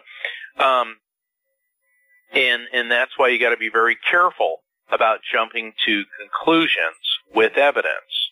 And I guess my background as a lawyer has helped too, because it's just when I was lecturing to a class one time, and I said, they go, well, why even bother? I loved it with this one kid. He was a real snot-nosed kid, and he goes, why even bother having a trial if you know they're guilty? I go, okay, let's take that for a second. You come home from school. You open up the door to your house, the back door of your house, which leads into the kitchen, and there's your mother laying face down in a pool of blood with a knife sticking out of her back, and she's dead. And you run over and you grab the knife and pull it out because you're her son and you love her, and you go, oh my God! And at that moment, a police officer walks through the door. What does the cop see? You standing over the body of your mother, holding a knife. She's been stabbed to death, and your fingerprints are all over that knife. Yeah, why should we have a trial? You're obviously guilty. Yeah. Yeah. That shut him up. Yeah. Well, yeah, it's all, yeah, exactly. Well, you're absolutely right. I mean, it's, yeah, you have to go through the motions. I mean, that's the thing, is that you got to go through the motions. And you know what, though? The other reason why, my feeling on the got to have the trial or going through the motions is because you don't know, how do I say this? You don't know what information can be gathered from going through the motions. Maybe, I take it one step further and say, well, maybe, by going through the trial, you uncover that your mother was a secret agent and working for Mossad or something like that. There's a story within the story, and you got to get to the bottom of it. Oh God, I had, while we're telling psychic war stories, I was, asked to be on I was on this national radio show, which was broadcast in like 40 states simultaneously. Yeah. And I won't say the name of the show or the host or whatever. And he was a real skeptic, and, he was like, yeah. And he goes, do a reading for me. Okay. But, so I said, are you sure? And he goes, yeah, and, so I said, okay. And I go, well, there's this woman coming through, and I started describing her and what she looked like and how she died and all this. And I'm looking at him, and all of a sudden his eyes are getting bigger and bigger, and every bit of color drained out of his face. And he goes, we're going to a station break. And he hit the button. And he goes, what the hell are you doing to me? I go, what? He goes, I had an affair with that woman. She died a couple years ago. My wife's a fan of yours, and she's listening to this show. And I'm like, well, it's not my fault. You cheated on your wife and committed adultery. So we're like having this like huge argument. And he goes, all right, we're going back with Mark Anthony and taking calls from the listeners. All right, so and the thing is, after the show, he was very grateful for the contact. He just didn't expect, number one, for it to be real, and number two, for that particular spirit to step forward. And he's a great guy. He's had me on a number of times, and I have a standing invitation to be on that show anytime I'm in that part of the country. And, you know, so sometimes things will come up, and spirits are not here to embarrass you or harm you. They're here to help you. Yeah. And the message that was coming through, I guess, was very, very loving. And maybe the message was, don't cheat on your wife. Yeah. Yeah. Well, yeah. I mean, yeah, giving you the message. Well, I mean, that's always been the thing. I mean, I've had a numerologist on the show and kind of did the same thing, and you know, and he was saying stuff, and I told him, I said, look, you got to give me the bad with the good. I mean, it's not all, unicorns and puppy dogs. And, that lends to the whole credibility part too. And, he did. And it was hilarious because my mother was listening to the show, and she's texting me the whole time as I'm in the studio, and she goes, that is you. He's got you pegged. she's like, she's got you definitely pegged. But, this is amazing. So, yeah, because I always wondered about that because you went to school for this, and I was wondering if it's something that either you have it or it's something that you can be taught, or, now, it's honing, it's honing your abilities, sure. Learning how to shut it off. Because I meet a lot of young, inexperienced mediums, kids that are like 17, 18, and they're like, they contact me all the time. And, this is, how politically incorrect can I get on the show? You can go ahead. Go ahead. I was in Orlando, and I was doing a mediumship demonstration, and there's these two Asians, students came. They were grad students, actually, and they were from mainland China. It was a female and her boyfriend, this girl and her boyfriend. And she said, spirits come to me all the time. I cannot stop it. It's driving me crazy. And I could see her boyfriend. He was like an engineering, working on his PhD. He's rolling his eyes like, oh, God. And she goes, I think the devil. And I go, why would you think that? Like, I couldn't resist. And she just stopped like dead in her tracks, and her boyfriend started laughing. He's like, oh, he goes, I am so glad you did that. She's driving me crazy. And I said, look, first off, it's not demonic, and secondly, you need to tell them to stop communicating with you, okay, and that, you're either doing it or you're not. She goes, I can do that? And it's like, it never dawned on her to ask them, leave me alone. And one of the things that's important for a medium to know is that you don't want to be open all the time. It degrades the quality of the contact. And the analogy I like to use is, do you leave the doors and windows of your house open 24 hours a day, 7 days a week? Well, of course not, because who knows what's going to come through, okay? And you don't want to be bombarded all the time by spirits. So I'm very disciplined about, I'm doing this or I'm not doing this. And for the most part, they respect that, although there's the occasional spirit that, is trying to get through to somebody, and they'll guide me as their conduit for that message, and that's okay. But, to be bombarded by them all the time, it's like, I remember like waking up when I was a kid, there's like all these people standing around my bed, and I'm like, and it's like, I want to get a decent night's sleep, because spirits don't sleep, and they'll be bugging you all the time, not because they're trying to be malevolent, it's just they like to communicate with us. Yeah. But you got to let them know, I'm not doing this, and they will respect that.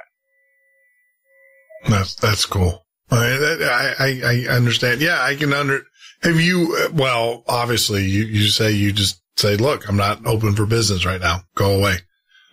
Yeah. And and they understand that, and they know I'm not being rude. It's just that, there's I occasionally got to get my car worked on, I got to go to the grocery store. I got family members I got to look after and all that. And I have a life and I get the whole everlasting, eternal other side thing. But, I am still living in the material world and I've got to deal with that. And they understand that too, because they were here and they love to pop in and out and see what's going on with us. Yeah. Have you ever, in your venture, have you ever had a spirit come and correct history? In other words, what I'm saying is that, have you ever had, how do I say this? And you can answer, you can just say, look, you can plead the fifth or, have you ever had, a JFK or someone like that, someone prominent come to you and say, hey, look, this is what happened? Well, I've had a lot of prominent, spirits come through. One of the funniest things is when I was on Shirley MacLaine's show, I quoted JFK, and she said, "See, you brought up JFK," and she said, "Well, you're going to have to raise the bar higher than that." And all of a sudden I realized, oh my God, Shirley MacLaine knew JFK because she hung out with the Rat Pack and Frank Sinatra and Kennedy were really tight. And I'm like, holy cow. It's like, yeah. And I said something about Marilyn Monroe and she goes, oh, and I go, did you know Marilyn? She goes, yes, I knew Marilyn. And I go, did you? And then she said, oh yeah. She said at JFK's birthday party where Marilyn came out and sang the happy birthday song. Yeah. We all, but she said, well, Marilyn was throwing a fit backstage and refused to do it. Said, I'm not putting on that dress. And they said, Shirley, you're the same size as Marilyn. You put on the dress. And Marilyn goes, oh, like hell. Okay. Because there was a rivalry between the two of them. They were friends, but they were rivals. Sure. And Shirley said that, she was starting to get the parts that Marilyn wanted because she was getting like more highbrow parts. Marilyn was, typecast as the blonde bombshell and the bimbo and all that. And what was interesting is that Shirley said she got the movie The Apartment, and that was a real big deal for her, and that kind of like catapulted her into superstar status. And so we're on the radio and we're talking about this, and she said that at the screening of the movie The Apartment, Marilyn shows up, and she's wearing a full-length fur coat, and then gets up during the screening and walked out to the bar. And Shirley went out and says, is there a problem, Marilyn? And Marilyn turned around and opened up her fur coat and was stark naked underneath it. Okay? And Shirley says, now I understand why you get the parts you do. Because she said Marilyn had a body. Yeah. She goes, wow. And I'm sitting there like, wow. I go, I wonder what Marilyn would say if you were, and she goes, well, you're the medium. Find out. And all of a sudden, Marilyn Monroe comes through. Wow. And I'm like, I don't know if I'm ever going to top that. I'm talking to Shirley MacLaine and Marilyn Monroe's spirit at the same time. And I conveyed the message, and Shirley said, well, that sounds like her. And I'm like, wow, I could just like expire right now and my life is complete. Yeah. So yeah.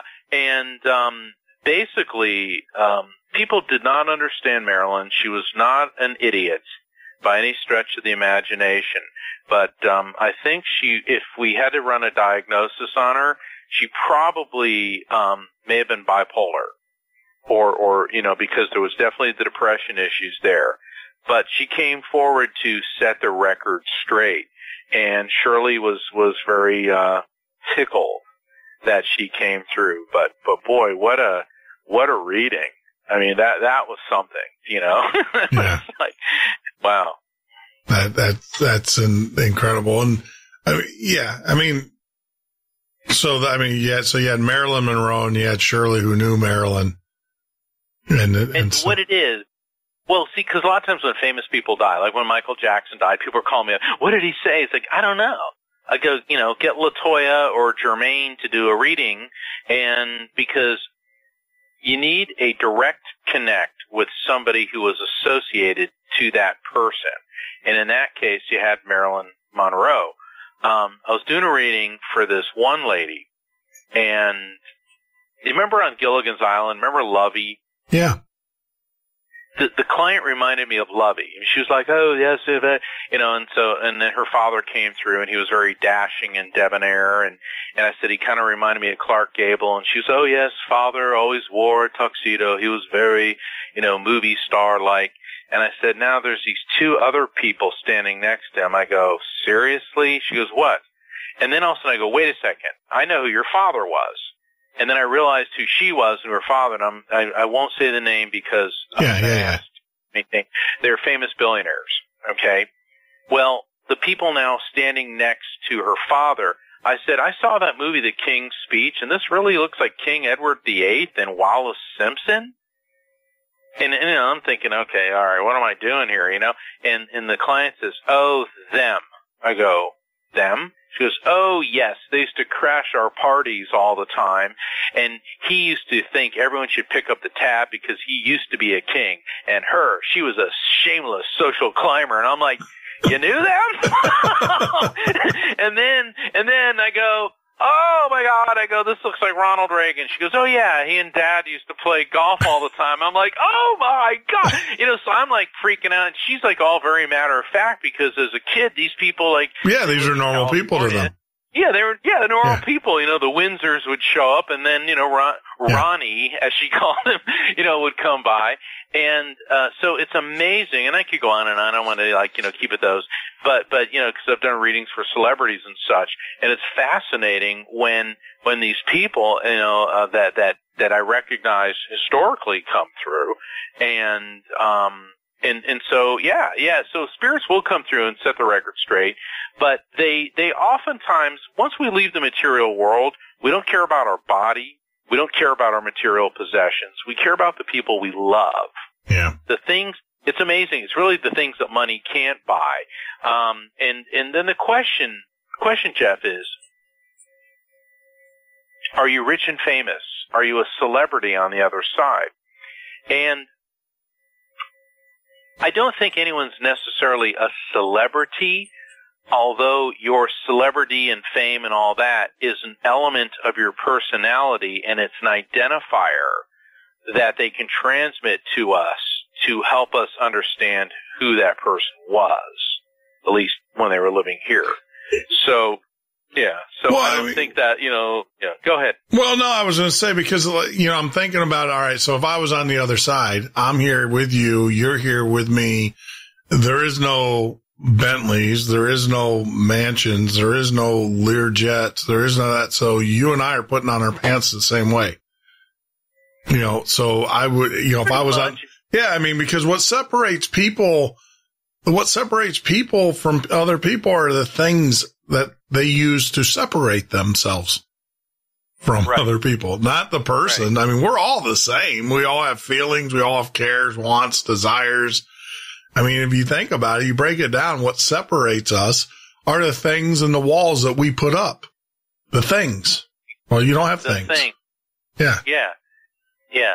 And it's interesting, the most important thing a spirit is concerned about is love.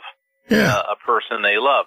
And, that's why they reach out and they'll tell you about your medical condition, or they'll reach out and talk to you about what's going on in your life, or, let you know circumstances about them and their life. Sometimes, though, people, they really misinterpret things. Like, I had a reading where this guy came through, and this very, very uptight woman was the client. And I could tell that the guy was not mentally balanced when he was here in our world. He was extremely intelligent. And I also got that he'd committed suicide, and she acknowledged that. And I said, there's this window, and I could see him looking through this window at you. And she said, yeah, he used to come when he was alive, and there was this window in the back of their house. He'd come at night and he'd put his face up against it, stare at her and her son, and he used to freak her out because she got a restraining order and all this and all that. And his message was, if I didn't kill myself, I would have killed you. Oh. And what was going on with him is there was like this psychosis overtaking him, and like his last valiant, rational act, he knew that he was going to commit murder and he was going to kill her and her son, so he killed himself. Okay? Well, the next day, she said, I feel even worse because now I know it's my fault, like his family said that he killed himself. And it's like, how is it your fault that he was a paranoid schizophrenic and it was taking him over, and his last rational act was killing himself instead of murdering you and your son? How is that making you feel worse? You know? But for her, it did. And she was all bent out of shape. And the fact of the matter is, my job is to convey the information. What the person who receives it and what they do with it is up to them. But to me, she was looking to find blame with herself, find guilt with herself, and fuel negativity instead of realizing it. I looked at it as, wow, the guy knew he was going completely insane, and his last act of heroism was taking his own life, because if he didn't, he would have murdered her son and her. And at the end of the reading, before she jumped to this negative conclusion, she said she was always afraid he was going to murder her and her son, and he used to talk about, I'm going to kill you, I'm going to kill you.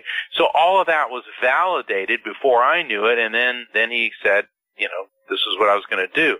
But how people receive the information and what they do with it, well, then that's entirely their decision. Wow. Yeah, that's, well, I can't understand.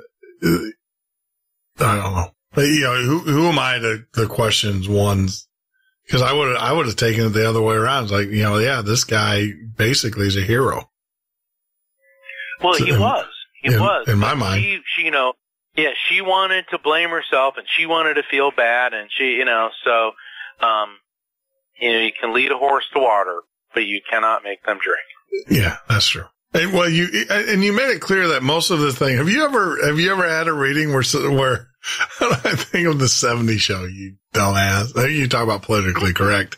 There's only one word we can't say, and that's the bomb. Right. The big bomb. So I think of the father, you dumbass. Have you ever had that where you just had like the father come back and say, look, you dumbass, you know? I mean, it's part of, but, you know, not necessarily be belligerent in nature. They use colorful metaphors. Okay. You know, and I remember the first times I heard the F word from the other side, I'm like, I didn't think they could do that in heaven. You know? And I was doing a reading for this guy. He and his was an in-person reading. This gentleman came with his girlfriend, and he's wearing a T-shirt, and he had a mustache. He looked a little bit disheveled, and he was real intense, though. You know, it was making me a little bit nervous because the way he was staring at me during the reading. Yeah. And I said, okay. And I opened up to frequency when I go through a prayer, and I opened up to frequency, and all of a sudden I said, there's 5 energies here.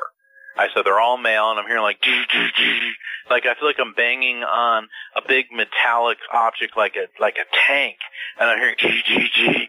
I go, oh my God, there's this massive shock wave going through me. And all of a sudden the guy, he's shaking, and he said, I was the unit commander, and our Humvee hit an IED, and all 5 of my guys died. And I'm like, holy smokes. And then the guys started talking, and one of them, I'll tell you what he said. One, I go, this sounds weird, but he's eating beans and going up and sticking his butt in your face and farting. He goes, oh, that's so-and-so. He always used to do that. He really used to piss me off. He's always farting in everybody's face. And then this other one, and these guys are really crazy. Yeah, I was going to say, you don't. One of them kept saying, yeah. I know, and then when he kept saying, what the F? Yeah. And they keep going, what? And he goes, and when I said that once or twice, I mean, the gaze intensified on me, and he said that was our unit slogan. What the F? He goes, now, I know it's them. As opposed to the farting in the face not being enough. I'm being funny there. Yeah. But it was real intense, and then he stood up, and a single tear fell from his face. He goes, "Thank you. I will not allow anyone to see me cry." And he turned and he walked out. And his girlfriend goes, "Oh, my God." I said, because I felt like I didn't really accomplish anything. She goes, "That was incredible." I go, "What do you mean?" She said, "He has never shed a tear." She goes, "He's Delta Force."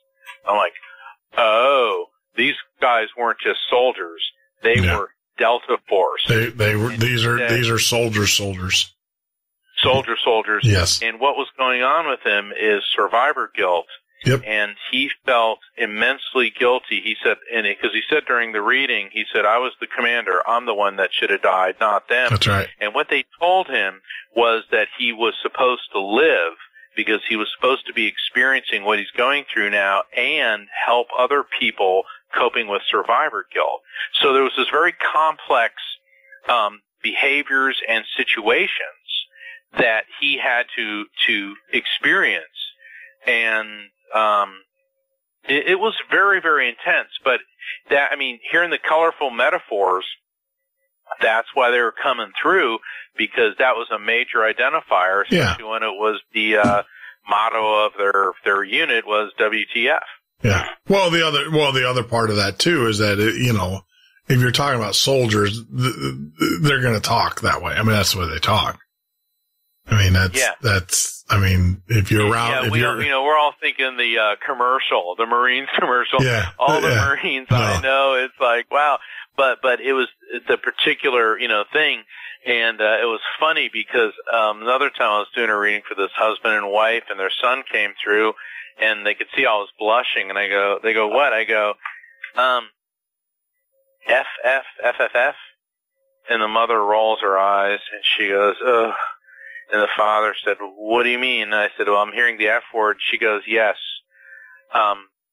He goes, "Our son was a Marine." And the mother said, "And every noun had an adjective which started with that." She goes, "Now we know it's him."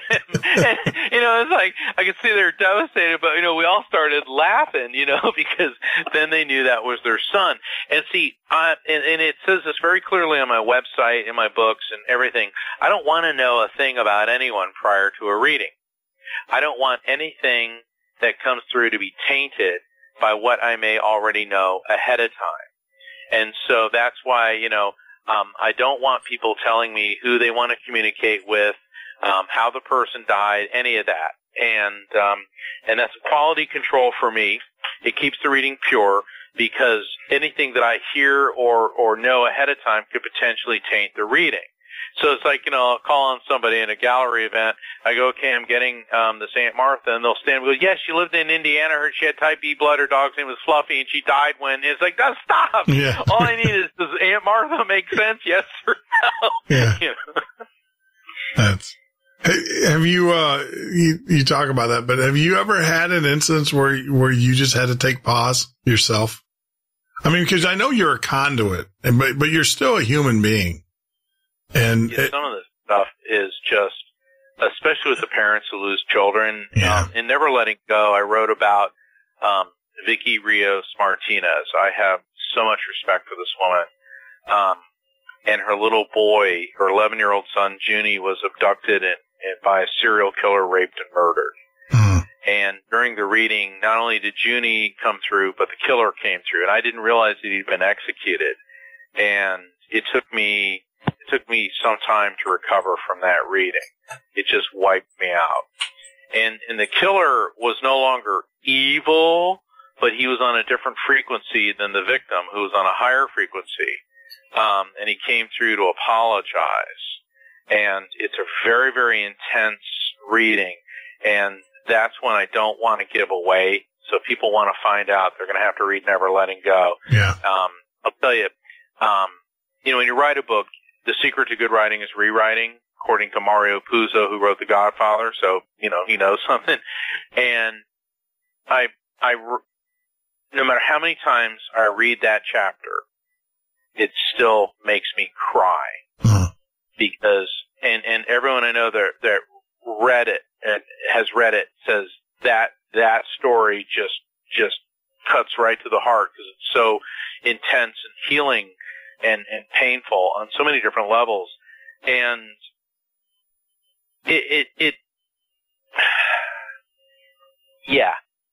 that one I did have to take pause on, because first off, when a serial killer like that starts communicating with me, even though they're not necessarily evil on the other side, they do bring with them their memories. And he started showing me things that he did, and it was vile and disgusting, beyond my darkest nightmares. So, anyway. Now, good clinical psychiatrists, right, have other psychiatrists that they do. So do you work with people to help you cleanse yourself out of this stuff? Because, I can... I do. I do, because I'm surrounded by a lot of people that are in the spiritual fields. I have other friends that are mediums, but others that do like chakra clearings and energy work and stuff. And, I'll go to their stuff and all that. And I pray and meditate. And one of the, best ways to cleanse, take a shower. And because water has tremendous conductivity. Also, what you do is when you're standing under the shower head, envision the water being white light. And that white light is washing away all anger, fear, negativity, illness. And there's a lot to that, to cleansing your energetic field. And so when you do that, it's like it opens up all your energy channels. And there's a lot of reasons that taking a shower feels better. I mean, number one, it feels good to be clean and all that. But you're also clean, not just in the physical sense, but in the energetic sense. It really does help. So that's a very simple technique anyone can do. Yeah, the envisioning. I can see that. Wow. I'm just still, I can't, what a gift. Truly, what a just incredible gift. What a wonderful gift that you've been given. I appreciate you saying that. And I look at it as I am the custodian of this. Yeah. And it isn't about me, because it's challenging when you put yourself out there. There's a lot of people, you got a big ego, you got this, you got that. And it's like, well, let me tell you something. People can say those things all they want, but it takes a lot of nerve to get up on, in front of TV camera or on a show like this and talk to somebody who actually knows what he's talking about, or to get up in front of a couple hundred people and do this. Yeah. And, but what I have to realize is it isn't about me. It's about the work, and it's about the people that I'm reaching. And once you get that out of the way and all that fear and ego-based nonsense, shove that to the side and just start being the conduit for the information, then none of that matters. Mm-hmm. But there's always going to be the naysayers. There's always going to be the people throwing stones. There's always going to be the religious fanatics. And like Shirley MacLaine told me, she goes, none of that matters. Be true to yourself. Be true to the work. Yeah. And she's so right about that. No, I agree. And, I run into it with what I do. I just host the show. I'm just a conduit. And, it was funny because we were talking about the times where I might need an attorney. I get the threats and everything. Doing the show. I can't see myself committing a crime or doing anything. But the one time I did, I have forewarned my attorney. I said, there might be a time where I have to defend myself or defend my family, because I get it. I don't know how bad you get it, but I can tell you how bad I get it, for doing these shows. I'm an evil person and I don't need to be on the earth. I don't need to be, and I'll hear this show here. I have the religious groups that will come on and say, this is the work of the devil and you don't need to be broadcasting this. You don't need to be encouraging it. Yeah. And the problem with them is, once again, they're failing one of the great tests of Christianity, which is they're sitting in judgment of other people. Because people go, mediums are not a god, and blah, blah, blah, blah. And it's like, oh, really? Okay, so where are you getting that from? Oh, right, Book of Deuteronomy. All right, and if you go in the Book of Deuteronomy and you start looking at Leviticus, it's like, okay, if you believe that, then somebody who started on that, I go, what'd you have for breakfast? I go, what do you mean? I go, did you have bacon and eggs? Well, yeah. Okay, when's the last time you had a ham sandwich? Oh, yesterday. I go, well, you've just committed an abomination. Yeah. All right? Because, you're not supposed to eat anything with a cloven hoof, and you just done that. And I said, you're supposed to put your neighbor to death for working on Sabbath. So if you have a neighbor who's a real estate agent showing a house on Sunday, you better shoot him in the head when he gets home because you're supposed to put him to death. Oh, and by the way, if your daughter is menstruating and walks into a temple or a church, you should have her stoned to death. And they're like, what? Well, I go, well, yeah, that's the book of Deuteronomy, okay? Yeah. And the book of Leviticus. Come on. And what it is, when you look at the Bible in the time that it was written, there's a lot of dietary restrictions and behavior restrictions. And if you eat kosher, which is also how Muslims eat, they don't call it kosher, but it's essentially the same. You don't eat pork, okay, because in a pre-refrigeration society, pork goes bad, gives you trichinosis, and will kill you. You don't eat shellfish because it will kill you. You don't mix dairy and other foods because of food poisoning. Correct. Okay? There's a whole, right. So if you tell people don't do this, they're not going to do it. But when you tell them God said this, and that's an abomination if you don't do it, well then, you get the power of God and the fear, okay, because once again, now you're injecting fear as a control factor. And so when you look at the Bible in the time that it was written, it makes sense based on why they wrote it. However, you've got to be very careful about being a salad bar Christian where you get to pick and choose which parts of it you get to then turn and throw stones at people. Correct. So the people that will say, well, mediums are not God and you should be doing this, you're doing the work of the devil, then they're failing the judge not lest ye thyself be judged part of the Bible. And it's really hard to be a Christian because it's challenging and it requires sacrifice and work and keeping your mouth shut and not saying negative things about another person and passing judgment. Ooh, that gets really, really tough. Yeah. And Jesus set the bar pretty darn high, as well he should have. Yeah. Well, it's funny you say that. One of the best preachers I ever went to, and this was actually a Southern Baptist preacher. This guy was awesome. And we had this problem at this one church. It was just incredible. This one church that we went to, and there was a problem with a particular couple.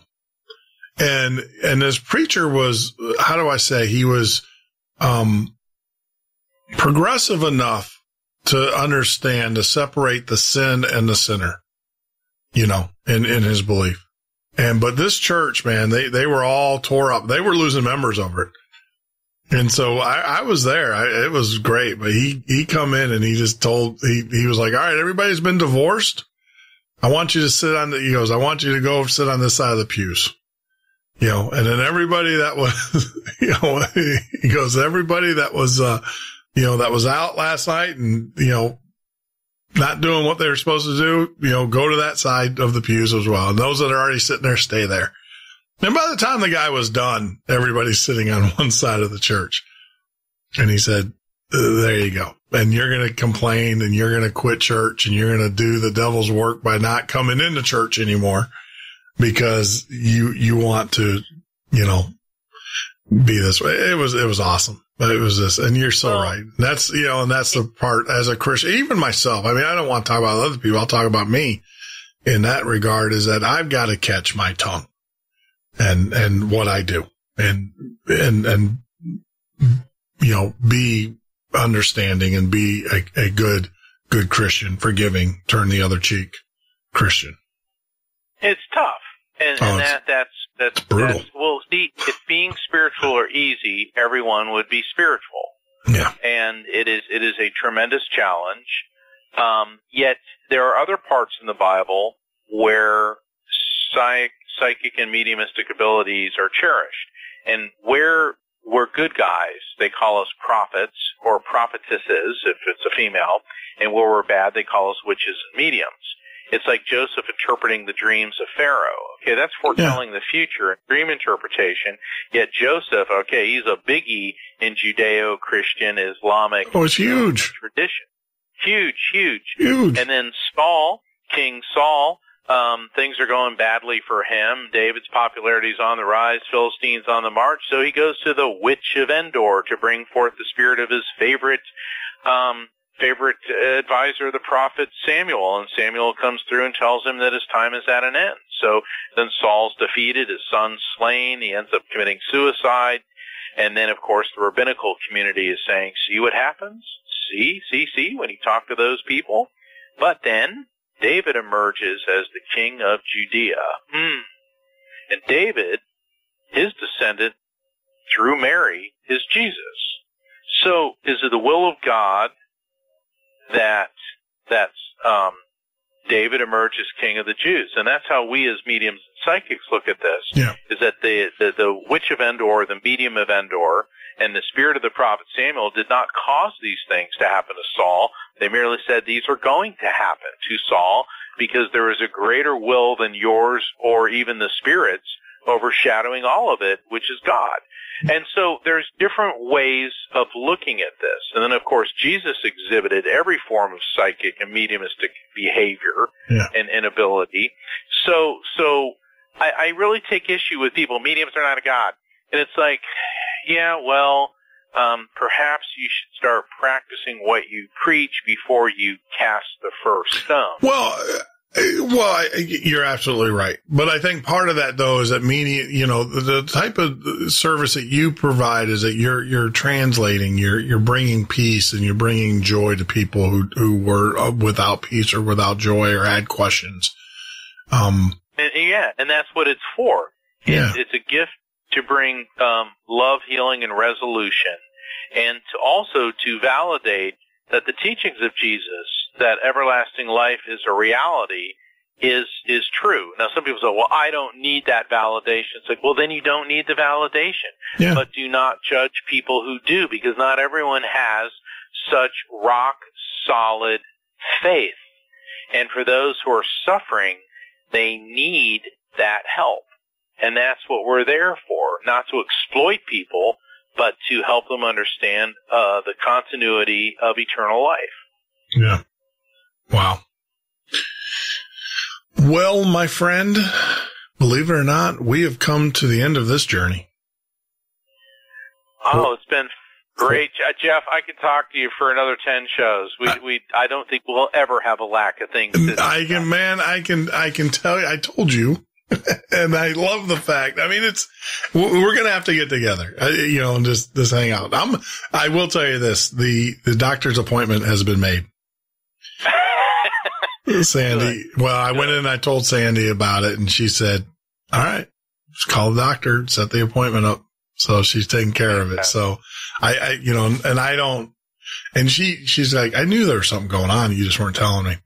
But, it was incredible. So you probably, and I'll keep you posted on that and I'll keep everybody posted. But yeah, man, it is what a tremendous conversation, just a wealth of knowledge and information. And it's just, Mark, this is going down in the books as one of the better, all our shows are pretty good, but this one here is a replay of replays and stuff. But before I let you go, how do we find you?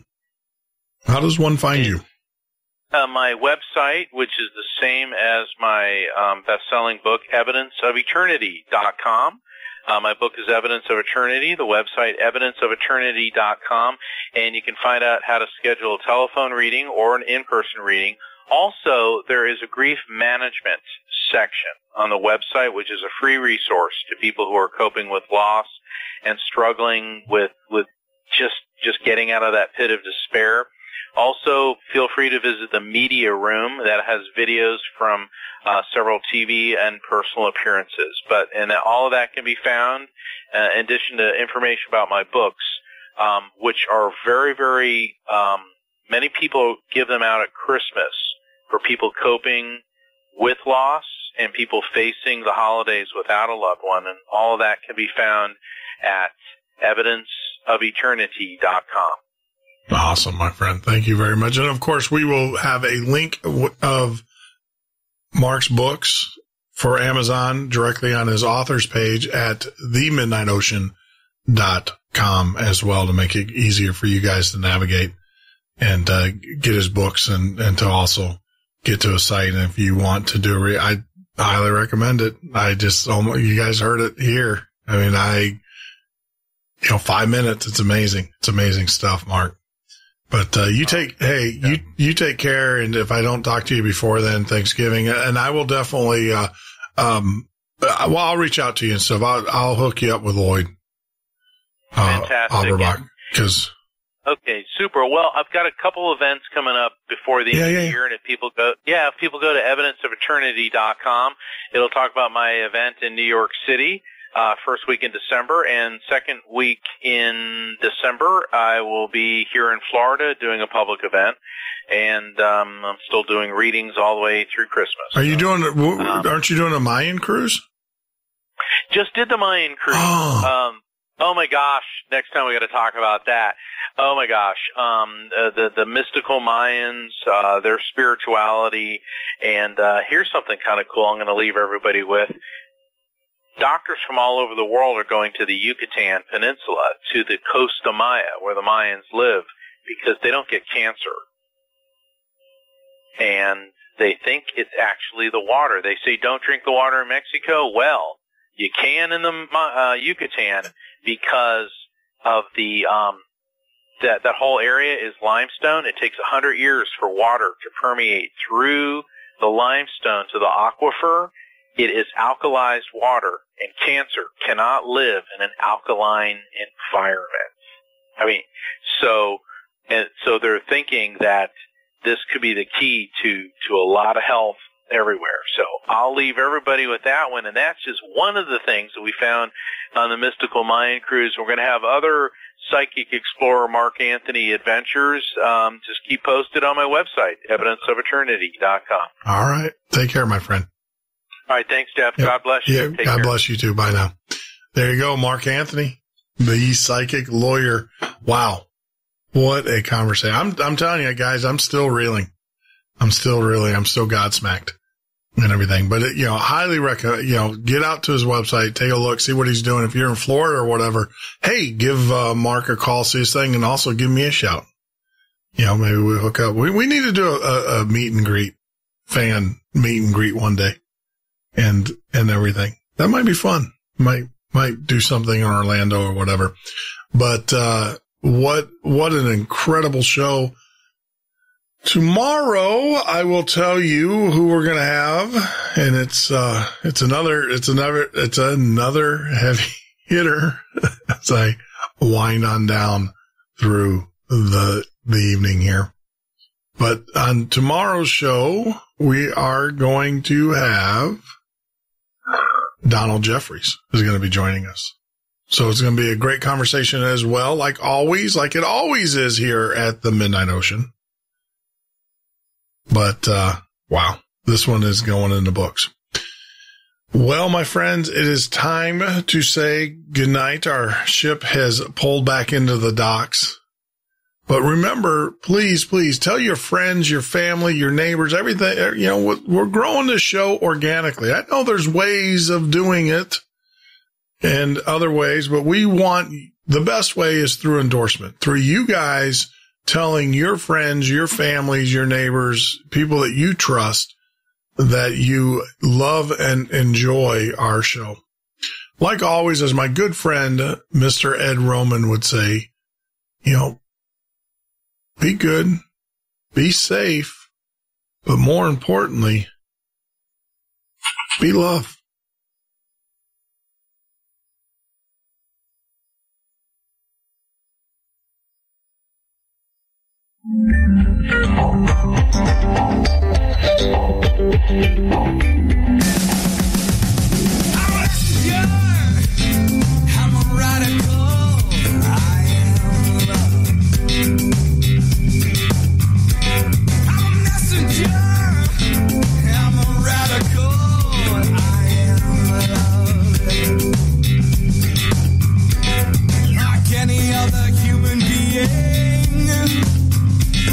Who's cruciform control?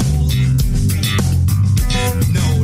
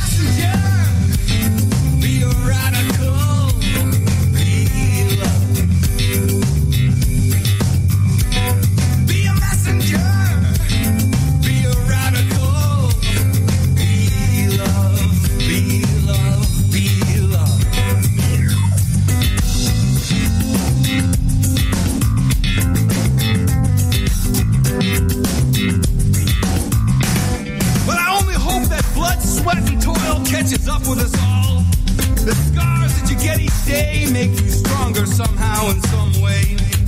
Look for your own truth in your heart when it's bold. You know, it may seem like a coda, but I learned it from my Baba. It's not what you believe, it's what you do. It's what you do. It's what you do.